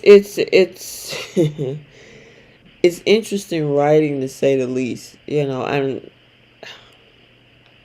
obviously they It, want the conversation because there's parts of this that just doesn't make any sense. Go yeah, ahead, this Bree. is exactly, Jenna. This is delusional on both of their parts. It's delusional. I don't understand why, out of all the women that you slept with, this is the one that's worth you losing your job for, you losing your lawyer license for. Like, this is so, like, this is horrible to see Carter go down this road. But at the same token, I'm glad that we're about to see everybody in their true form with this Mm-hmm. storyline. Because it's one thing to say Steffi's this, Steffi's that. Okay, we're about to really see Hope be miss this and that. We're about to see her full entitlement, full everything, and she's going to really fall from grace, because this is a completely different type of Hope in comparison to this goody goody, and she can't do no wrong. Well, she's doing all kinds of wrong right now. Mm-hmm. Yep, yep, yep. So there was a. I've been watching what was going on across soap social media, and obviously everything is temporary, right? And so Mm-hmm. we kind of had a discussion about this on separate fronts, where we was talking about what could possibly, because I think you guys had a theory, and of course I was talking about the theory that I had of Mm-hmm. what's going to flip this thing eventually. And then, because what was you brought up something else that could have been a loophole. You remember? Um, I brought up the timing of when those documents were submitted, because there's a time frame for when those documents were sent and actually filed and will actually go through. No, it I was think another for point me, that you had though. It wasn't that. It was something else. about the ownership and they should sell. I think that's what it Was it that? was. It was some. Yeah, I was saying Mhm. that, okay, if he wants to take over the company, fine. And I know we'll get to the other stuff here. But if Mhm. he wants to take over the company, then they need to, they both, all three owners should be like, look, buy me out, Mhm. leave them with little to nothing, because I don't have to be here. I'm not going to be your employee, and no, buy me out since I am an owner, and then you can go about your business. And we're going to really leave this company a whole shell, because where are you going to get the funding? Because you have to pay us all out, especially Eric. You have to really pay that man out. I think that would be a way to kind of give Carter and Hope the middle finger at the end of the day. Because, yeah, having them walk away loses all the credibility about Forrester. And then what are you left with? Mhm. Yeah. Me personally. Because I would Yeah. not be working for the man who took over my company. No. Yeah. It's interesting because the other side of this is the timeline on the filing of it, and that's the other thing that we had discussed on the fact that they had filed it after he was fired.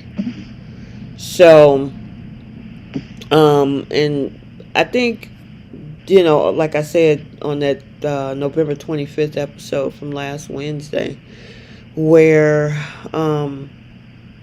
they were, making out on the floor in front of the fireplace, and they were conflicted on whether or not to move forward with the takeover and everything. And he got that text message to come see him at the office, and they was like, well, maybe, maybe it's not, maybe it's a different outcome. And so he went over there bright eyed and bushy tailed, and when Ridge lit into him on the December 2nd episode,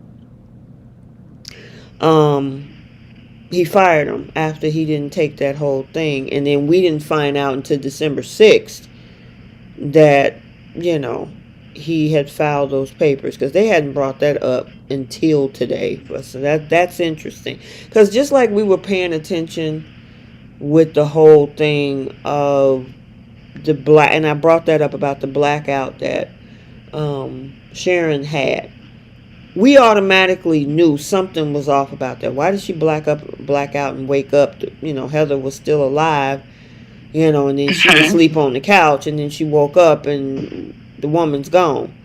So I'm wondering if that's why they specifically did that way, because eventually this is going to have to flip. I mean, that's the brand of the show.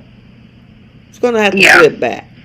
It's inevitable, because the branding of the show going back to 1987 started with Eric and Stephanie Forrester. So the question is how they're going to, for right now, obviously we're going to see how the new, leadership goes, but eventually it's going to flip. So it's going to be interesting to see how all this unfolds.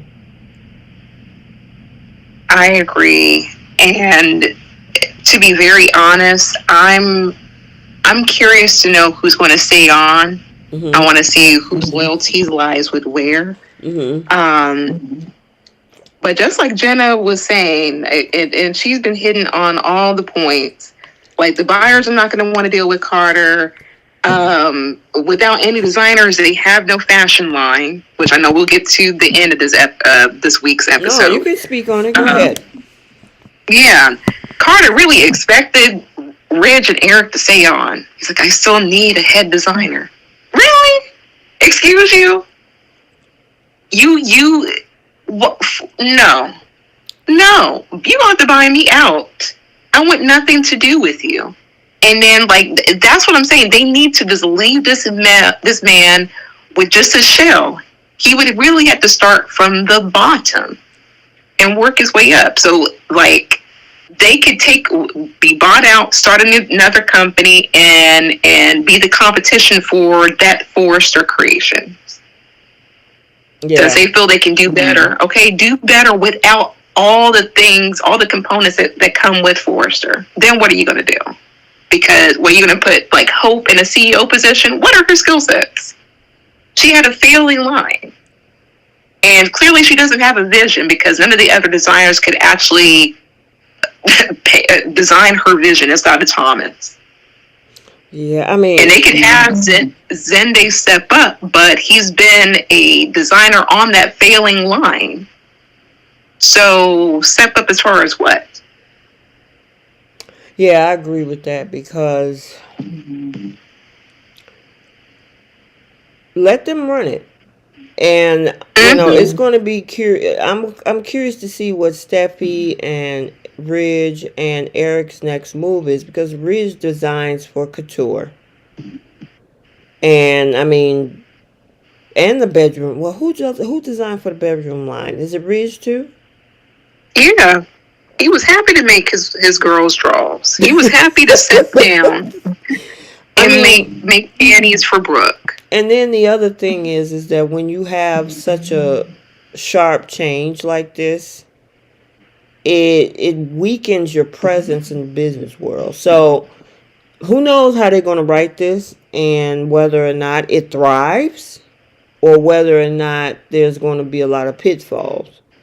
It depends on, and obviously, they're trying to, because I think I heard the ratings last week was number 1 for Bold. You know what? I believe it. And it feels like this is December sweeps. I don't know what happened in November, but December, they really hitting it. And Ruby Boyd, yes. Almost forgot about that. She said Carter hit a low. Brought up Ridge's mom. Learned behavior of insulting the Logans. Ridge should have sucker punched him. Yes, I agree. Even at the risk of getting his butt kicked. Yes. There was no reason to bring up that man's mother, because you're not getting your way. See, it's just, this is no one. How can people justify that? I mean, Rich has done nothing, and Eric have done nothing but open that door for that man. Even forgave him, like even Eric brought it up after the Quinn situation and promoted him. This man was basically handed control. He was working side by side with Steffy. She said she was like his second in command. Like, especially since her father decided to go make panties for Brooke. She was like, I needed somebody and I leaned on to you. So how was he not treated fairly?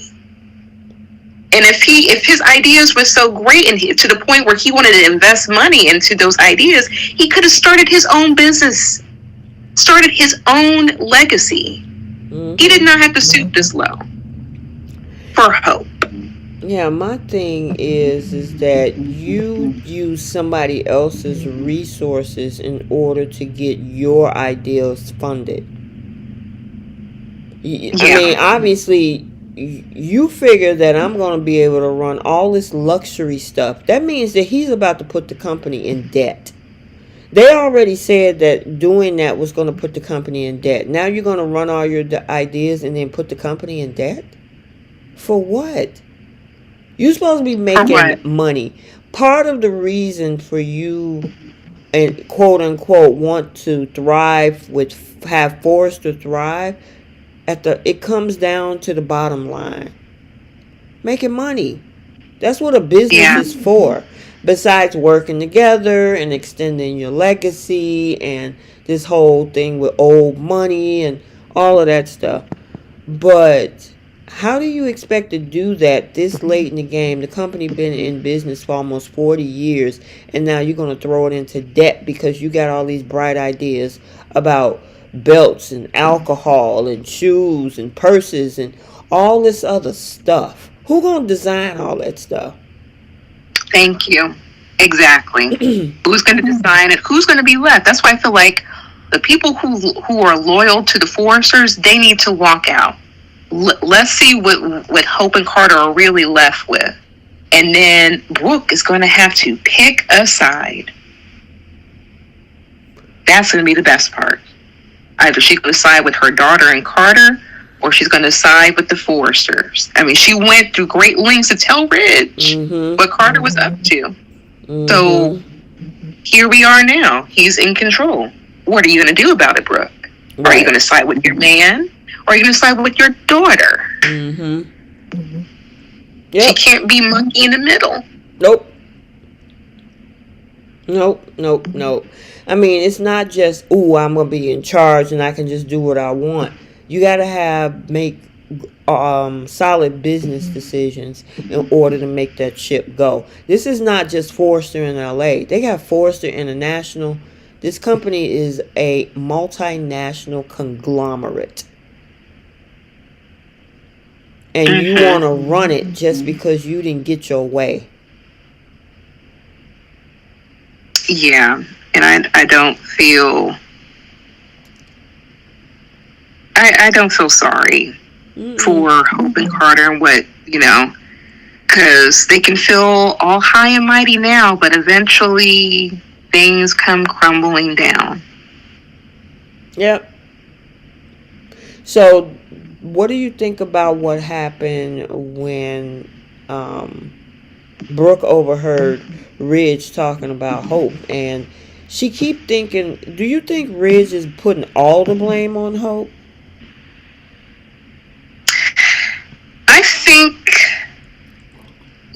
I think he's highlighting how Carter was influenced. And to be honest, I think this man has built up a lot of maybe resentment or anger or something regarding Hope, and he's never really been able to voice it out because of Brooke. But now it's to the point where it's affecting his company. He's letting it all out because he even brought up how she affected his son.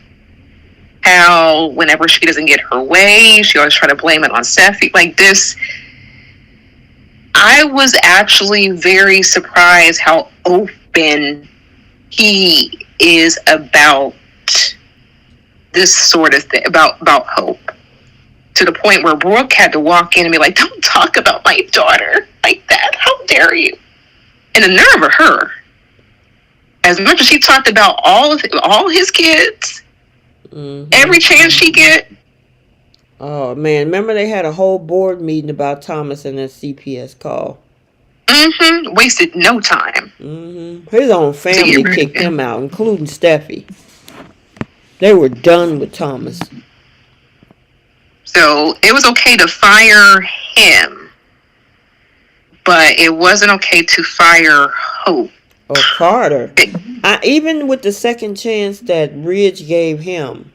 Yeah. And you don't want to take it. Offer this girl. Okay, well then bye.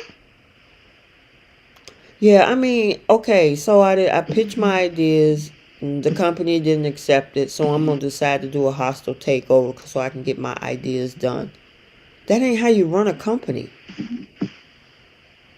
Yeah, it's not. And on top of it, it's not even their company. Nope. Ridge, Steffi, and Eric can run their company however they choose to. And I was glad that Steffi pointed out to Hope that, hey, Carter was on board with getting rid of your line because the numbers didn't add up. It added up to 0. It was to the point where buyers did not care for your line anymore. So that line was always going to be subject to go away. But she could have saved her employment had she just been honest. Which is, even Brooke highlighted that, like, all of this could have been resolved had you just said you were with Carter. It really could have. I mean, if anything, she could have started a brand new line. She did not have to get fired, but she wanted to keep it secret. And then act surprised and want to put the blame on Steffi as to why she got fired. No, you could have saved you could have saved yourself. You really could have. So I don't feel sorry for getting fired. But at the end of the day, they can pick and choose what to do with their company. They don't have to go with the luxury brands because once again, they have to look at the bottom line of what money they're dishing out to fund that dream. It's their company. Their last name is Forrester. That's like somebody's trying to tell you what to spend their money on that you want, and if you don't want it, then I'm gonna figure out a way to control your money. Yeah, like excuse you. I'm just. This is just such a mess. But at the same time, we got to see some entitlement. Hope is going to really showcase what people kind of been saying about this girl. That she only cares about getting one up over on Steffi, had nothing to do with Carter. And all the flashback scenes she has about Carter is him standing up to Steffi or what he could do for her Hope for the Future line. Nothing romantic, nothing loving. And that scene that she had with her mother and even with Steffi at the cabin, she's salivating at the fact that, she's going to take over, that Carter's going to be in charge. I think she'll also have some power and control. That's all she wanted. That's all she cared for. And I'm like, girl, even if you're in control, what are you going to do with it? You couldn't even save your own line. Yeah, I get there's a divide that's happening right now. There's a divide of teams because I did a poll. I saw that. Excuse me. I did a poll. What's that? Wednesday? I think it was Wednesday. Yeah. And you have folks voting Team Steffi and Team Hope or Team Forrester and Team, Walton and Logan. And it was interesting to see the comments. And when you look at why they, a lot of folks, and I'm going to move it away from my soapies because we try to keep it fun. But when you look at other areas in the social media soap world, there were a lot of comments, just the fact that they should take over the company because they just don't like Steffi. That's not a good business decision. Mm-hmm. You don't just I you just don't take over a company because you don't like somebody. You I agree. the company has the dollars have to make sense, and the leadership has to be intact. And if you have a standing in the business world, people are watching. Your clients are watching. The boutiques, all of your customers, they're watching. And if you're just there just to stick it to somebody versus saying, hey, you know what? We got to save this company because it is truly tanking and it's in the red and it's about to file chapter 11 and all this kind of stuff. Then maybe you should have a conversation with the board. Yeah. But to say, yeah, I just want to take over this company because somebody's not happy, it's not a good reason. It doesn't make And sense. and he said he did this for hope. He he blatantly said that. Yep. And he did this for hope. Now, this is the only time I'm really going to give Carter some rope. Because at the end of the day, Ridge should have questioned what he was signing. You can have all the trust in the world for a person, that's fine. But if you're an owner, you need to know what you're signing. At the end of the day, question everything up and down. The moment that he suspected something, he should have stopped right there. Mm-hmm. And he could have tore those papers up. But even still, he trusted Carter. Okay, fine. But he called Justin after Brooke told him the news. And you would think that this man would just shut up, let Justin do his thing. Don't give Carter a heads up on what you're doing. But no, this is the difference between Ridge and Victor Newman, because this is not a Victor would have kept mom's the word. He would have kept quiet and then don't show all your cards. Right. Don't show all your cards, sir. Like, you give Carter the heads up so he can retaliate, and this is after you fire him. Like, sir, this is stupid. I know. This was not a good business move. But once again, it shows that he is more of a designer than a businessman. But at the end of the day, that's still his company. Protect your company. Yeah. You can't trust anybody like that. You have to know what you're signing on the dotted line. You could be signing a whole contract that says that you're owned by somebody, and you have to do 50 jumping jacks every time they see you. Like, you have to be aware of what you're putting on the dotted line. It just wasn't smart. Even the whole process of when Brooke found out way last week and he got the information, you should have admitted, but obviously they wanted to draw out the storyline, right? But the smart thing to do would have been to redo those papers, re-sign them, and file them immediately before he could. Yeah. But he didn't do that. He sat around brooding and then said, I'm going to have a whole confrontation. And I'm going to give him a second chance as long as he... Man, please.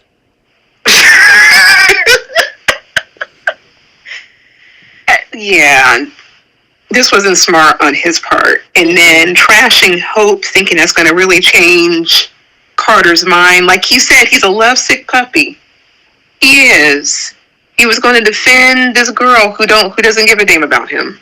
I mean, this is Ridge's fault as much as it's Carter and Hope's fault. And like I said, there's plenty of blame that can go around. But I mean, what's done is what's done. This is actually going to be a very interesting twist to see what Carter and Hope are going to do. I want to see if Ivy's going to be loyal to either Hope and Carter or to the Forresters. I want to see what Brooke is going to do. How is Liam going to feel? Yeah, I mean the thing is with Brooke, she either one or two, she gonna have to pick a side, or she gonna end up playing two in the middle. Yep. Because I wouldn't be surprised at all if Carter fires Steffi. I'm expecting that. Um, and then who would he put in her place? I think they're going to appoint Brooke, and then Brooke is going to be like, you know what? Just so I can maintain the integrity of the company, even though she's not a forcer either. Maintain the integrity of the company. I'm going to take the position, and that right there is going to break up Brooke and Ridge. Mm-hmm. But I want to see what Zende's going to do, what RJ's going to do, how Donna's going to feel about this whole situation. There's a lot of people that are really going to have to pick a side now. Yep. And I don't know, Keish, you still on the line? Well, I know she's in the back cooking.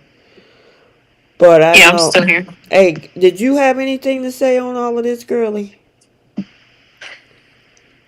My biggest thing is I can't stand the way Hope and Carter are justifying what they're doing by basically saying they're doing this for all the employees of Forrester that don't have the last name Forrester and are treated like second class citizens. And we haven't heard anything from any employees of the company complaining about Steffi's leadership or Ridge's leadership. So it's like Hope and Carter, I feel like they're making this thing up in their head to justify that they're doing something good so they can keep saying that they're good people. Because we're doing this for the little people that are being mistreated by Steffi. And it's like, who has complained about that? And how long has this been an issue? Because if it is, and you're such a good person, why are you just now saying something about it because you got fired? Now you care about how everyone else is being treated. If this is actually the case, which I don't think it is. Mm-hmm. And then the way that she said something about what did she say? Something about the company is failing, or however it was that she worded it, under Steffi's leadership. And Steffi's like, what are you talking about? Your line was failing, not the rest of the company. Well, it's headed that direction. Based on what, Hope? Like, what proof do you have that this company is headed in the wrong direction and is starting to fail? You couldn't even keep up with your own line. You had these delusions about where your own line was at. Mm-hmm. But you have all these opinions, and what data do you have to say that Forrester Creations is failing? So it's just like, I don't know. I don't understand if the writers are purposely trying to make Carter and Hope sound delusional, or if this is just another case of weird writing to where they just have them say all these things that don't have any merit to it or don't have any data behind it, just to drive the story. Because right now, Carter and Hope to me sound delusional. Because I don't think any of that stuff is actually happening. Because I feel like they would have involved like the background actors, like the two girls that are always flirting with Will, and we would have heard conversations with them talking about like, man, Steffi is this and that, and I don't know how much longer I can work here. But we didn't hear any of that. We heard them talk about how fun it was to work at Forrester. Right. When they were talking to Will and Liam. So ain't nobody it's been like, complaining, girl. Yeah. So it's like, I would have more respect for Carter and Hope if they actually admitted that they were doing this because they were both bitter and they hate Steffi. Instead of trying to hide behind, oh, we're doing this for the greater good of the company because we love Forrester and we don't want it to fail. No, you're doing it for your own self-interest. Just say that. Yeah. And that's what Hope isn't capable of taking accountability. Well, that's the thing. They saying that everybody else is making it personal when you're making it personal for yourself and for Hope. Exactly. You know, I mean, it sounds hypocritical in the statement that they're giving themselves. So, you know, it's just like you speaking out the side of your neck. Right. And then when she told, this one really got me. When she looked at Steffi and said, "See, Steffi, I wasn't going after your husband. You were wrong. All you had to do was trust what I was saying." Like And, what? and it's like, what have you done in the last 6, 7, 8 months to where you would think Steffi would take your word and just trust what she said? Like, why do you expect her to do that? Especially recently. Both Hope and Brooke. That same thing. Like, we're supposed to just trust your word. No. Like, who are you? Like, you had never told a lie before. Like, come on. Like, if you have proof, showcase the proof. Because had it been anybody else, they would have asked for it. Exactly. And it's like you're really standing there in this woman's face after months of lusting after her husband, after targeting, like, making advances towards Finn twice, after you and Carter, or you supported Carter, and she knows this, and trying to take over their company, and you're gonna stand there and tell her you just should have believed me, you just should have trusted my word. Like, that's how you know this woman is delusional. Yeah, it's Hey, guys. huh? Your phone is What happened? Can you hear me? No, you need, girl. I get an echo effect or like. Can you hear Keish? Or is it like a noise or something? I hear a little bit of a noise anytime one of us speaks, but it's not like super distracting. It kind of sounds like some type of muffling noise in the background. Right. You know what it is? It's some type of feedback. Put your phone on mute, Bree. Okay. Okay. Can you hear? See, yeah, it's her phone. Because we don't even get that now. Okay. I hear it now. Yeah, because she took herself off mute. Okay. I'm going to try to fix that. Pop out and pop back. I don't hear it anymore. Oh. That's because she... it's only with her phone. Okay, let me hop out and hop back in. Okay. Okay. Keish, can you hear me? Yeah, I can hear you. See, it's gone. Is she got some type of feedback going on in her phone? Oh, okay. Let's see if that's... Okay. Did you switch off of Bluetooth or something? Can you hear me? Yeah, I can. Can you hear us? Yeah, perfect. Okay. What, you were having problems hearing us earlier? No, I heard you fine.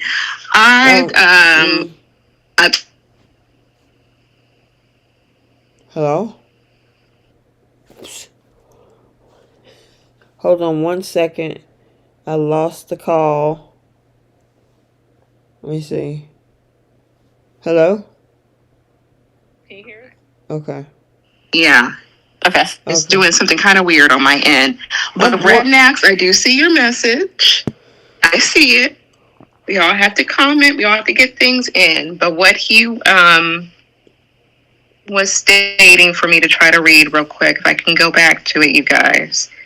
He said it's a lesson learned for Steffi and Ridge, if nothing else. Don't sign a document about proofreading first. I would say yes, it's a lesson for them, and it's also a lesson for Carter and Hope as well, because they're going to get on a mountain and they're going to fall as hard as they possibly can, and it was as simple as them telling the truth. All of this could have been resolved with the truth. It really could have. If they were in love as they say they were, there was no need for it to be a secret whatsoever. But they chose to go down this route. So therefore, you reap what you sow. So there's plenty of blame and lessons to learn across the board. But that's just my viewpoint. Yeah, this whole thing is a mess. You know, the whole thing with trusting Carter and that signature. Now, granted, he did question Carter, and Carter lied. So, because that was one of the questions that Justin said, well, did you question him about that? Yeah, he did. He was like, what is this signature on this line? And he lied. I thought he didn't say anything. He kind of just No, he they kind of did just because stared he at each offered other. to take it back too after he tried to explain himself. Okay. And that was my whole point when we were talking about this last week, or maybe it was a couple weeks ago. Was Rich saw it and he asked him. So obviously, Rich didn't really, not necessarily understand or wasn't sure what that meant, because that's what his lawyer is for. So even if, let's say, Taylor hadn't walked in and Carter gave an explanation, because he trusts Carter, he's going to believe his explanation of why his name is on that line if he didn't fully understand what that meant. So Carter, being the lawyer and being the expert that he is, could have told him anything anyway. Mm-hmm. And Ridge is going to believe him and accept it because that's been his lawyer for the last 15 years. Yep. I agree. I mean, because that's what they hired him for. Now, granted, obviously, they're saying don't even trust your hired lawyer. Because that's what Justin is basically saying.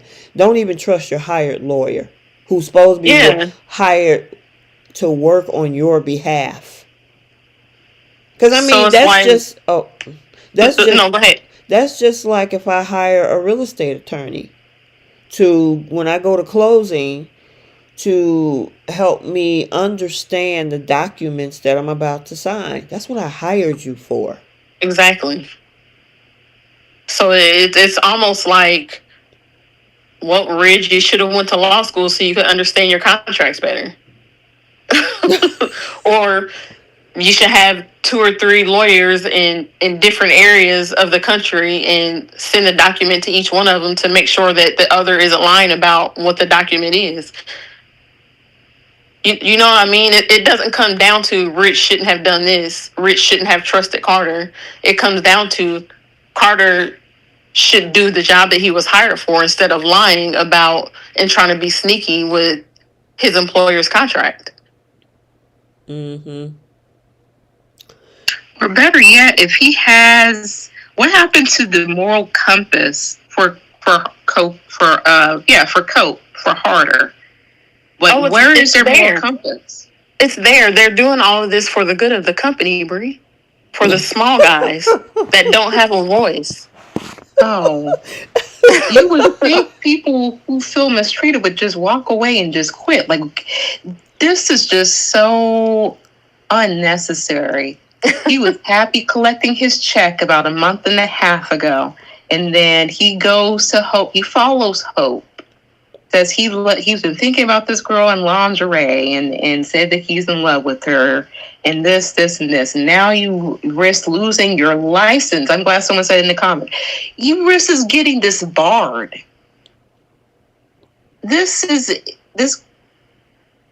Yeah. And this is very... every time I see him talk about how much he loves this girl and she's in it for him, it just takes me back to the, what is that, September 17th or the 27th episode, 16th or whatever, where clearly she wasn't thinking about Carter. That man walked in that room, she was mid-thought, thinking and getting all hot and bothered about Finn. Yeah. He was nowhere on her radar. And the moment he made his intentions known about the fact that, he's been thinking about her and I got a bright idea for you and I like to see you in your lingerie and all this, then she like, oh, I got one on the hook. Yep. Mm-hmm. Like, this man is completely, I'm sorry, I was going to say, he completely sent her, saying that he been thinking about her since, Rome? Right. And he was with her aunt. Yep, because they did that flashback. The one that they used to use with Thomas. Right. They edited the heck out of that flashback with Thomas. Yeah, he a whole fool. for this girl. And this is the same girl who couldn't muster up to say, I love you to Thomas. And I find it interesting how, like, Brooke saying, oh, this is a serious relationship between Hope and Carter. They haven't been together, what less than 2 months? Yeah. Less than 2 months. You haven't gone on a date? They've been together 2 weeks. Yeah. Literally. Exactly. Like 2.5 weeks. Who? Hope and Carter, they've never been on a date. All they did was just sleep together, twice? And they're in a serious relationship. But she did all that stuff with Thomas for months. 7 to be exact. Couldn't barely even say, I love you. 7 months. But people want to say that wasn't anything. It took her a week and a half for Carter. Yeah. Like, but this is real love. I'm sorry, I cannot see that. Me personally, I cannot see that. Yeah, that whole episode where she was in his apartment and she kissed him, and then, he said, I love you. And then she was like, you're standing right. I can't believe it's standing right in front of me. And I love you too. And he's gone. Nose wide open, about to jump off the cliff to do whatever this girl wants. And Keish, I know you have a strong theory. We talked about this when the term simp, but that's it right there. Yeah. This is a textbook definition right here. Yeah, Carter 1000%.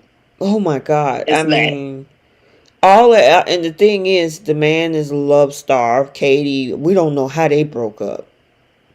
Oh, and she didn't care. She didn't even care. I never expected Katie to care about that. I mean, this is the same woman who accepted her sister and her husband having an affair after a while. I didn't expect her to be upset about Hope and Carter at all. Yeah, bye, Gail. She barely seemed like she cared that much about Carter to begin with. So, Juana, the thing is, yes, people can have a change of heart, but this storyline is non-congruent. It's inconsistent.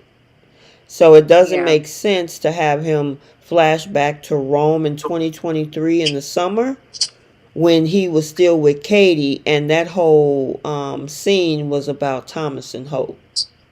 And it also doesn't make sense that 2 weeks prior to that, he was all on board with cutting Hope's line. Yep. Didn't flinch about it. I watched that scene today, as a matter of fact. Yep. And even Steffy brought it up. Yeah, and I'm glad that she did. And in that scene, Rich says, because one of the things that Hope tried to say to defend herself was, well, we think the numbers are going to get better. And Ridge was like, we can't go off of hopes and dreams or wishes or something like that. And he looked at Carter and he said, when is this guy ever wrong about projections? And Carter was like, well, yeah, we know the answer to that. It doesn't look good. Yeah, and he also said in the clip, you're right, Keish, and he also said in the clip that I cut out and put in that Instagram video that I did yesterday, he said that her line is underperforming. And I even put it in slow motion, underperforming. Just so people can hear it. Let's not miss it. He said that all summer, and then all of a sudden you trying to save a line that don't work. Come on. Yeah. So the one thing that I don't like that Rich is doing is I don't like that he is blaming this all on Hope, making it seem as if Hope was the mastermind behind this. And it's like, first of all, we know she ain't got that kind of smarts. We know Hope did not put all of this in motion. Carter definitely came up with the idea, told Hope about the idea, and she just encouraged and supported it and still supports it. But ultimately, this was Carter. So I don't like that him and Steffy both are saying, this is all you.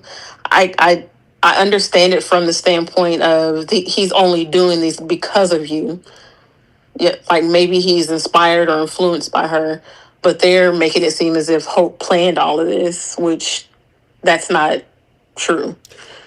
There's some pieces in here that she has some influence, because there were times where Carter was conflicted and then she would take his hand and then say, Yeah. but we can still do this. We should do this, because it's for the better of the company. I know it's not a good thing. So there's this nudge because there's times this man was about to walk. He was like, Yep. I don't know if I need to be doing this. My reputation, my credibility, blah, blah, blah, blah, blah. And she was like, yeah, but. I Yeah. do feel the company would run better under your leadership. She said those exact words. Yeah.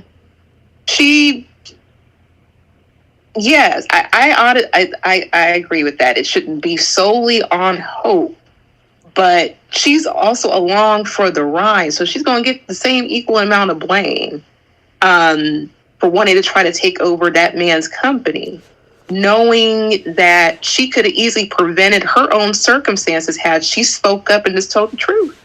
Mm-hmm. So I can't feel sorry for that girl. Like, look, everything that Rich has said, like, hey, it was on point. He didn't tell not one lie, not one.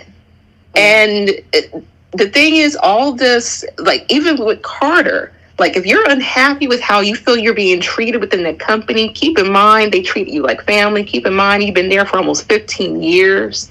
You're in a high level position, even after screwing the founder's wife at one point. I was so glad Eric brought that up.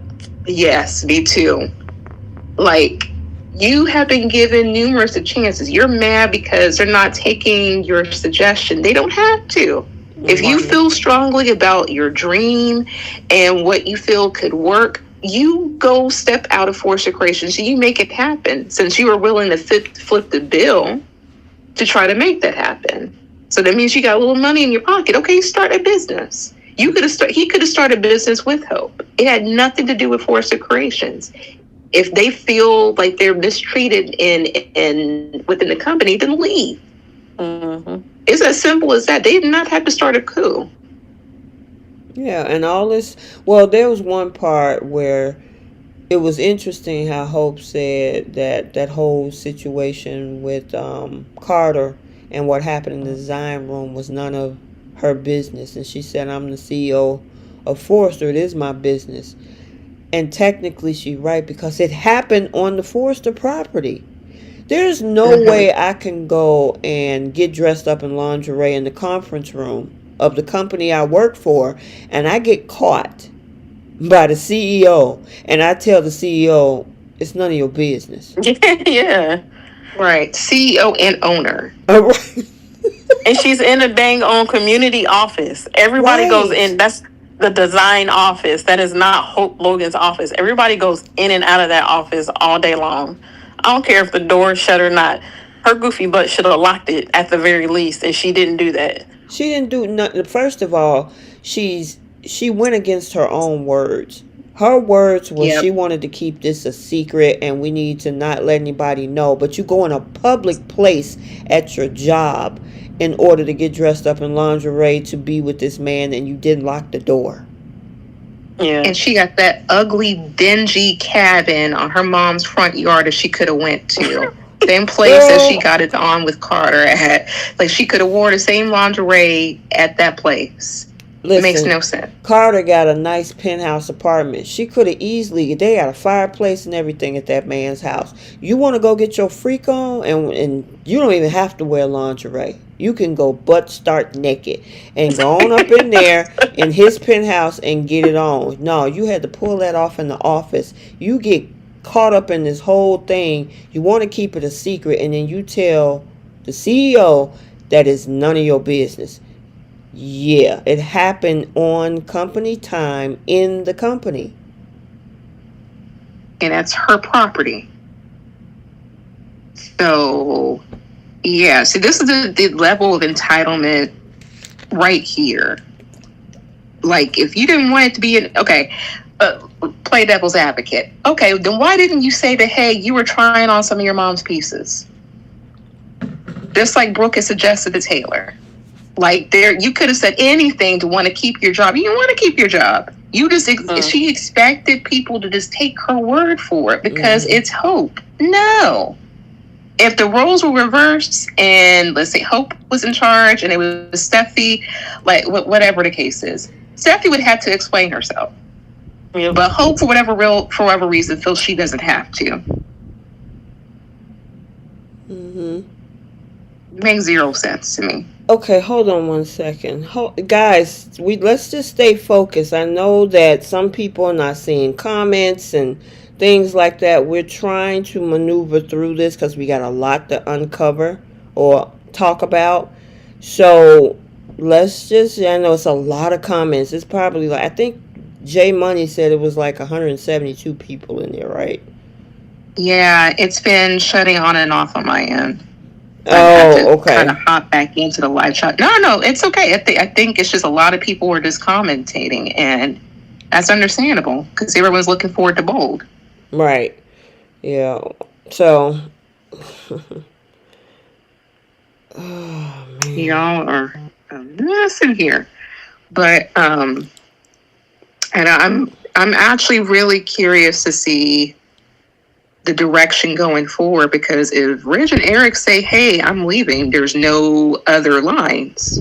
Couture is pretty much gone. Brooke's bedroom, no one's going to be designed for that. And they already got rid of Hope for the Future, so what do they have? Jury line. What do they have to promote? Well, maybe if they clear out all of that, then Carter can bring all his other stuff in there. I don't know. I mean, that was on the high hopes that there would be some Forresters to, give validity to the Forrester name.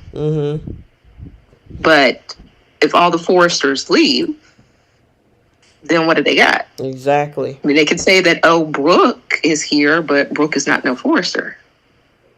And once again, there's no designers. So what lines could they promote to help, shuffle around money and funds to support that? He would literally be going directly into debt.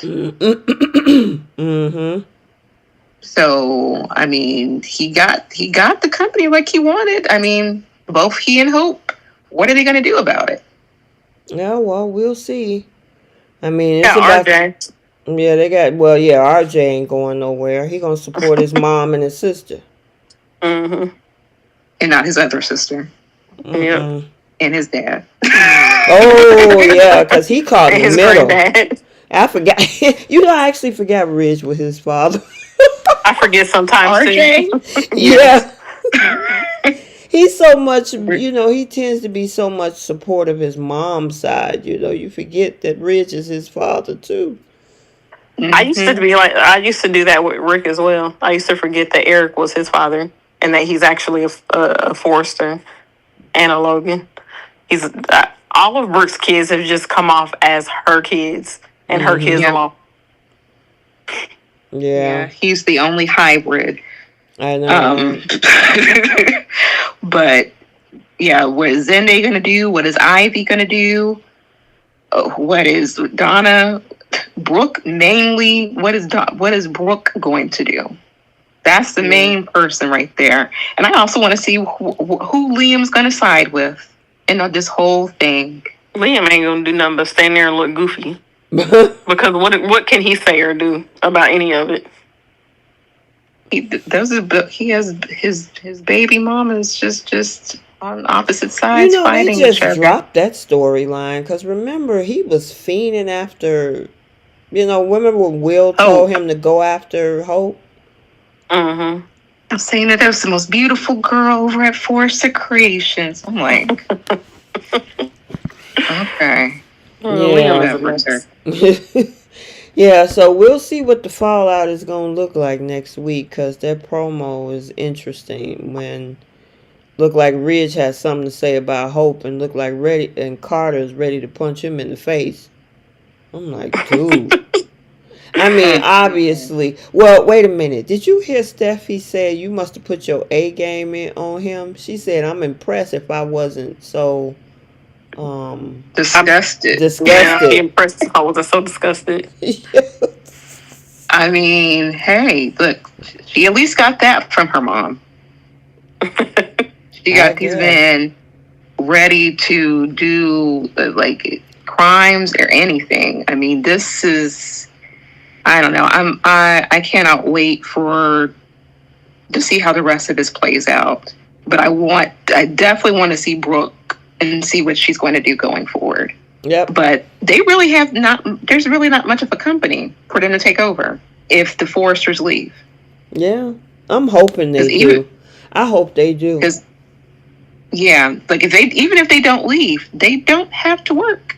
No, they can say like, okay, well then fire me. All right, yeah. I'm not going to help you out. You know, Steffy would quit before she would allow Hope to fire her. Yep. What did I say in the chat? I said, shoot, oh, she got a doctor as a husband, and she probably got money put away. Go take a vacation while Hope and Carter struggle to figure out that business. Mm-hmm. Yeah. And Carter going to really see this girl's skill sets and see that, okay, this is a girl who got a fashion line straight out of high school. And couldn't do anything with the amount of years she had this line to save it. So how is she going to help run a company? Mm-hmm. Yeah, he gonna need Brooke. Brooke. Well, maybe without Steffy and Riz and all them being there, she won't have to be objective, but she wouldn't be very good at running a company either because she'll just do whatever her daughter wants. Yep. Just to keep her daughter happy. But I really want much of a company to begin with, so all the Foresters need to go ahead and be like, "Hey, buy me out, mm-hmm. Right?" And let this ship sink and call it a day. Yep, I agree. All right, let us get to our segments. Flip the script for Young and the Restless. What y'all got? Oh my gosh, I'm trying to think. I wish Jack kept the thing about Glissade to himself. That's a good one. And let everything play out so Victor can kind of just witness it and be shocked. Don't show your hand. What about you, Keish? I would scrap the whole Summer being jealous of Kyle and Claire's storyline. Throw the whole thing away. Even if they gonna keep Chance and Summer broken up, we don't need to go there with Summer being jealous of Kyle. Just give her something else to do that ain't got nothing to do with him. For once. I agree with that. Sheesh. If I was flip the script, stop Sharon from whining. She spent the whole week whining. It literally was a tension headache when I got through listening to that girl. I just want to go to jail. I feel so guilty. Why won't you let me do it? And I'm like, just do it already. Go. All right, what's y'all flip for bold? For bold, actually, to kind of mix it up a little bit, I wish that Bill went to Poppy about those letters instead of going directly to Luna in jail. I agree. That's a good one. Yep, that makes sense. Yeah, why did you go straight to Luna? Why didn't you talk to Poppy like, hey, your daughter's been sending me stuff. Yep. What is this? Yeah. What about you, Keish? I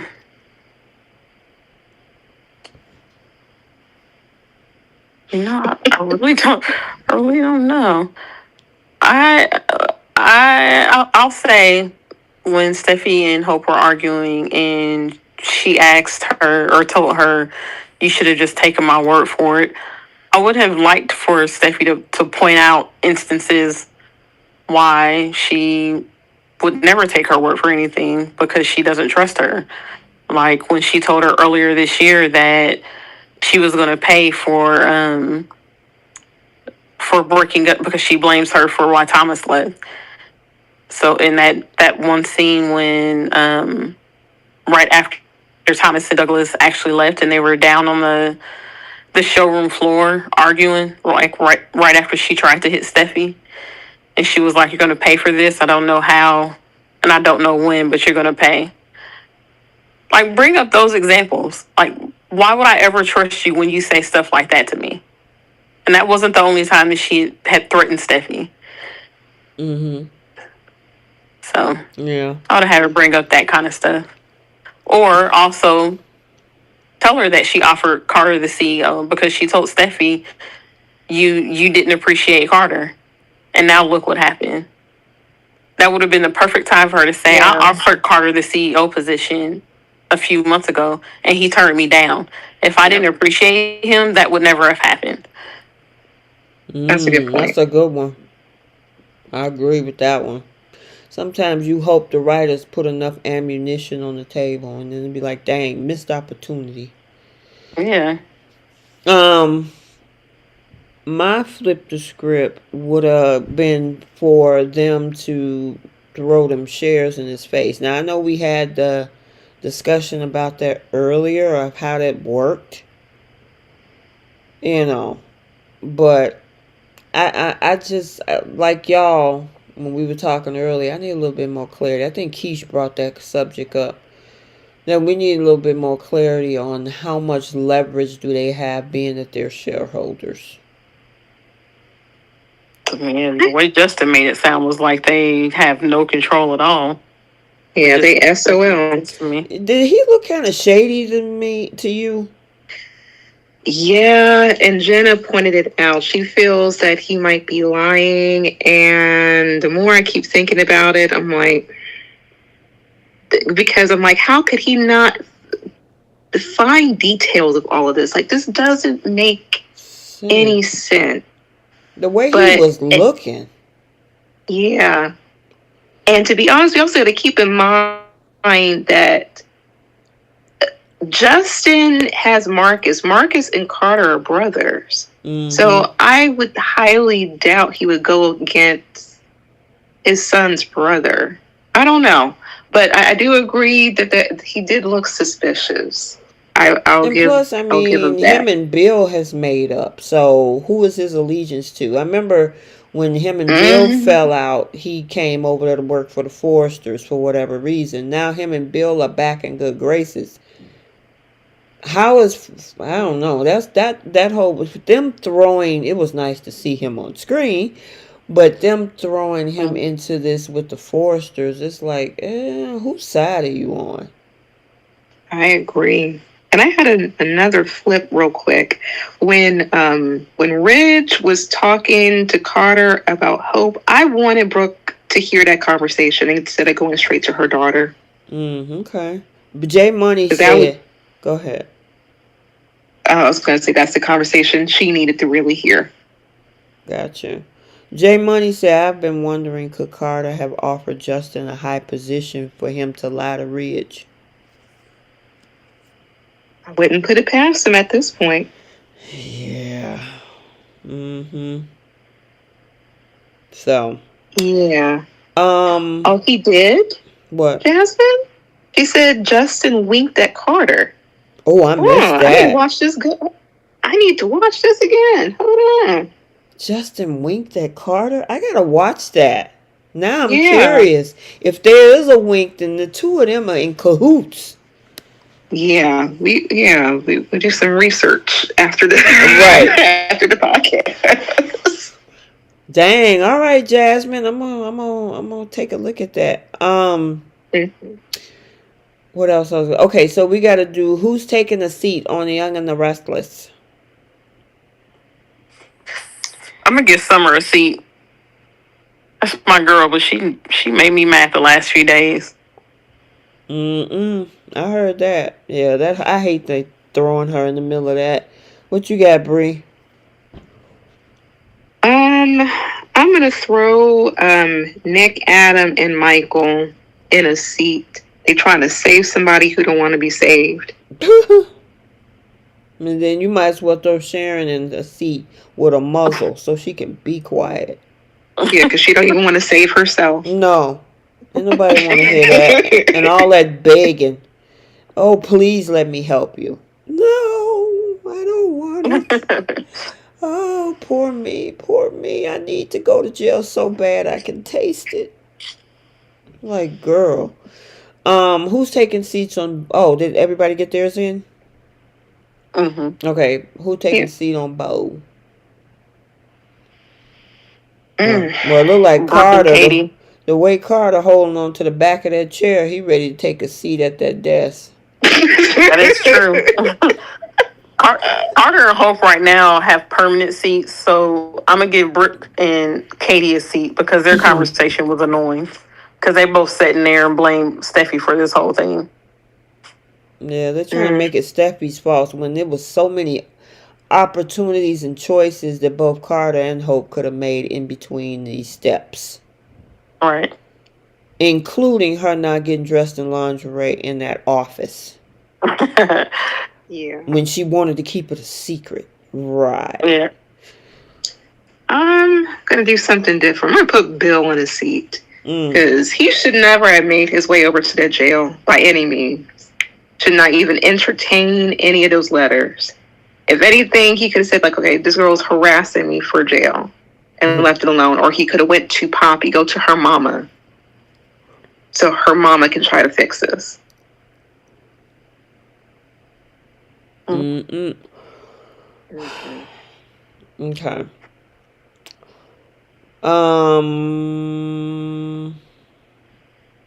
Yeah, I said my seat. Y'all did all y'all's too. I'm also looking at these comments. Okay. All right. The star of the week. Young and the Restless. Huh. You know what? I'm gonna give it to the actress who plays Lucy. That's a good one. This was a great scene for that girl. Because I think she had I think she was in that episode for majority of the episode, but she was just killing everything. I was just like, girl, give it to Faith. I was so impressed with that. I don't know what her name is, but great job. Lily Brooks O'Brien. Lily Brooks O'Brien, that's definitely the star. She really knocked it out the park. Gotcha. What you got, Keish? I'm going with the same one that Brie had. She did a great job in that scene. I'm gonna give it to Peter Bergman. That was chef's kiss when he won. When you got one over on Victor. Oh man, listen, I made the perfect clip with that. But oh man, that was great. I enjoyed that one. Because Victor always talk about how he's 10 steps ahead and all this kind of stuff. And for Jack to have somebody buy up all them shares, buy up all those divisions and put them back, and he got it cheap. And I'm a thrifter too. Oh, that was perfect. He's like, go on, Jack. Let's go to the business outlet. And that's what he did. And the way that Peter Bergman played that, oh, it was great. So I got to give it to him for that one. Star of the week on Bold. I got to give it to my girl Jackie because I liked her scene with Hope and the way that she spoke to her, the way she raised her voice to her. They actually let her, because the writers, for whatever reason, sometimes they don't allow people to throw out facts and back up what they're saying, but they actually let Steffi throw some facts out there. Like, Carter was with me with canceling your line a few weeks ago, and all of a sudden he's not. So I enjoyed that scene. I thought she did a great job. I got to give it to Torsten. He rocked out earlier this week when he turned that chair and faced that wall. That was hilarious. That was so dramatic. I was cracking up. It was, even though he was not smart by showing his hand like Bree says, but the way Torsten acted that whole thing, you did for this? You want to be Victor, but he can't. You funny. What you got, Bree? I'm going to give it to Lawrence St. Victor. Okay. I definitely have to give it to him. I don't think we've really seen him, you know, in this sort of level of acting or this role that he's this portraying in with Carter. Like this is, I think he's doing a great job. I mean, I don't like what Carter's doing, but I definitely love what the actor's doing. Okay. Pickle, Young and the Restless. Oh, you know I'm gonna give it to Sharon. Oh God. I'm going to. Oh goodness, I'm really trying to think. I'll give it to Summer.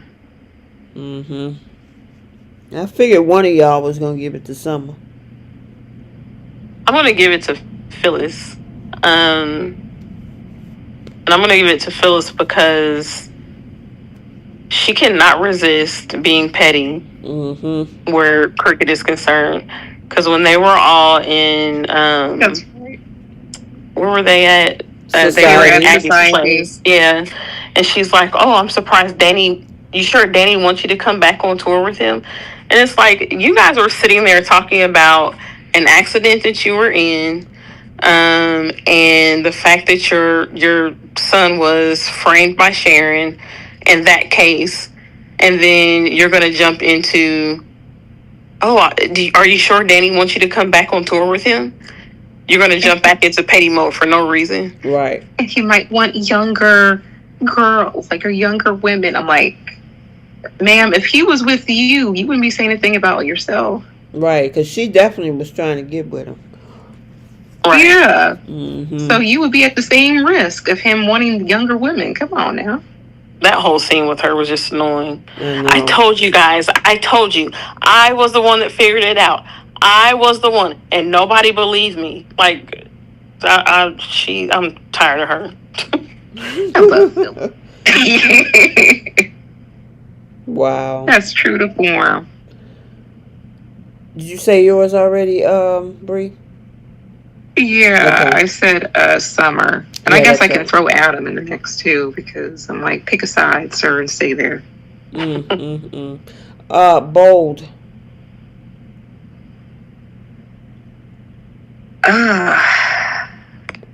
Brooke. Katie. Yeah. Ooh. She was still trying to put that on Steffy. I'm like, girl. What you got? Mine is Hope. Hope. Okay. Talking about you should have just believed me. Yeah. I saw all the Logan. All right. And then last but not least, the simple word. There are so many top contenders here. Oh my goodness. We have Nick. We have Adam. I was all over the place.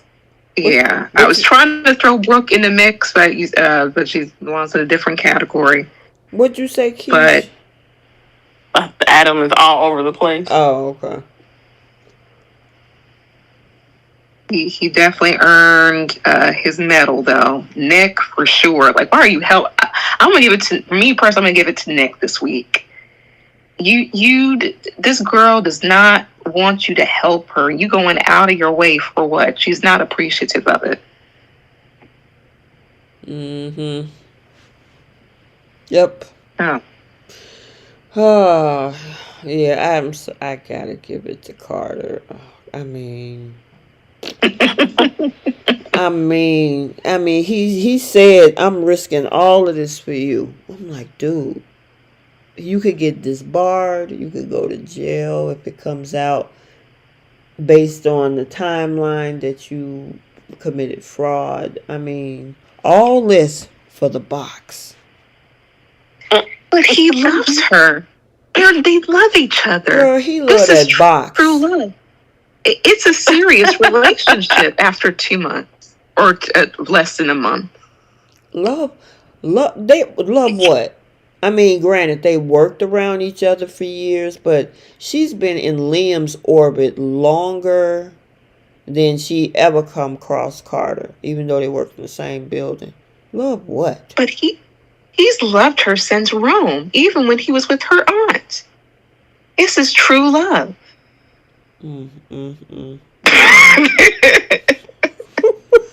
He's doing this for the sake of love.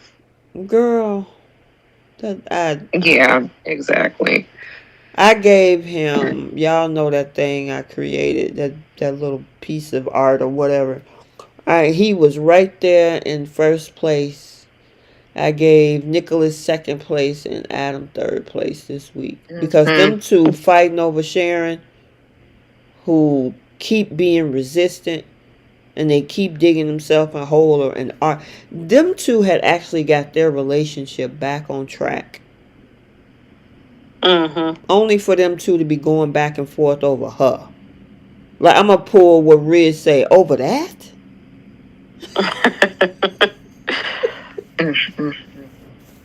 Well, I have a feeling we're gonna be putting Bill in this category in the next couple of weeks. Oh God! Depending on what he does with Luna. Yeah. He gonna be the Christmas miracle for that girl. Oh yeah. By the way, Christmas must be canceled at the Forster Mansion. It's gotta be. Yeah. What'd you say? I just think Carter and Hope won't be invited. Yeah, but there's going to be some problems because it depends on who support who.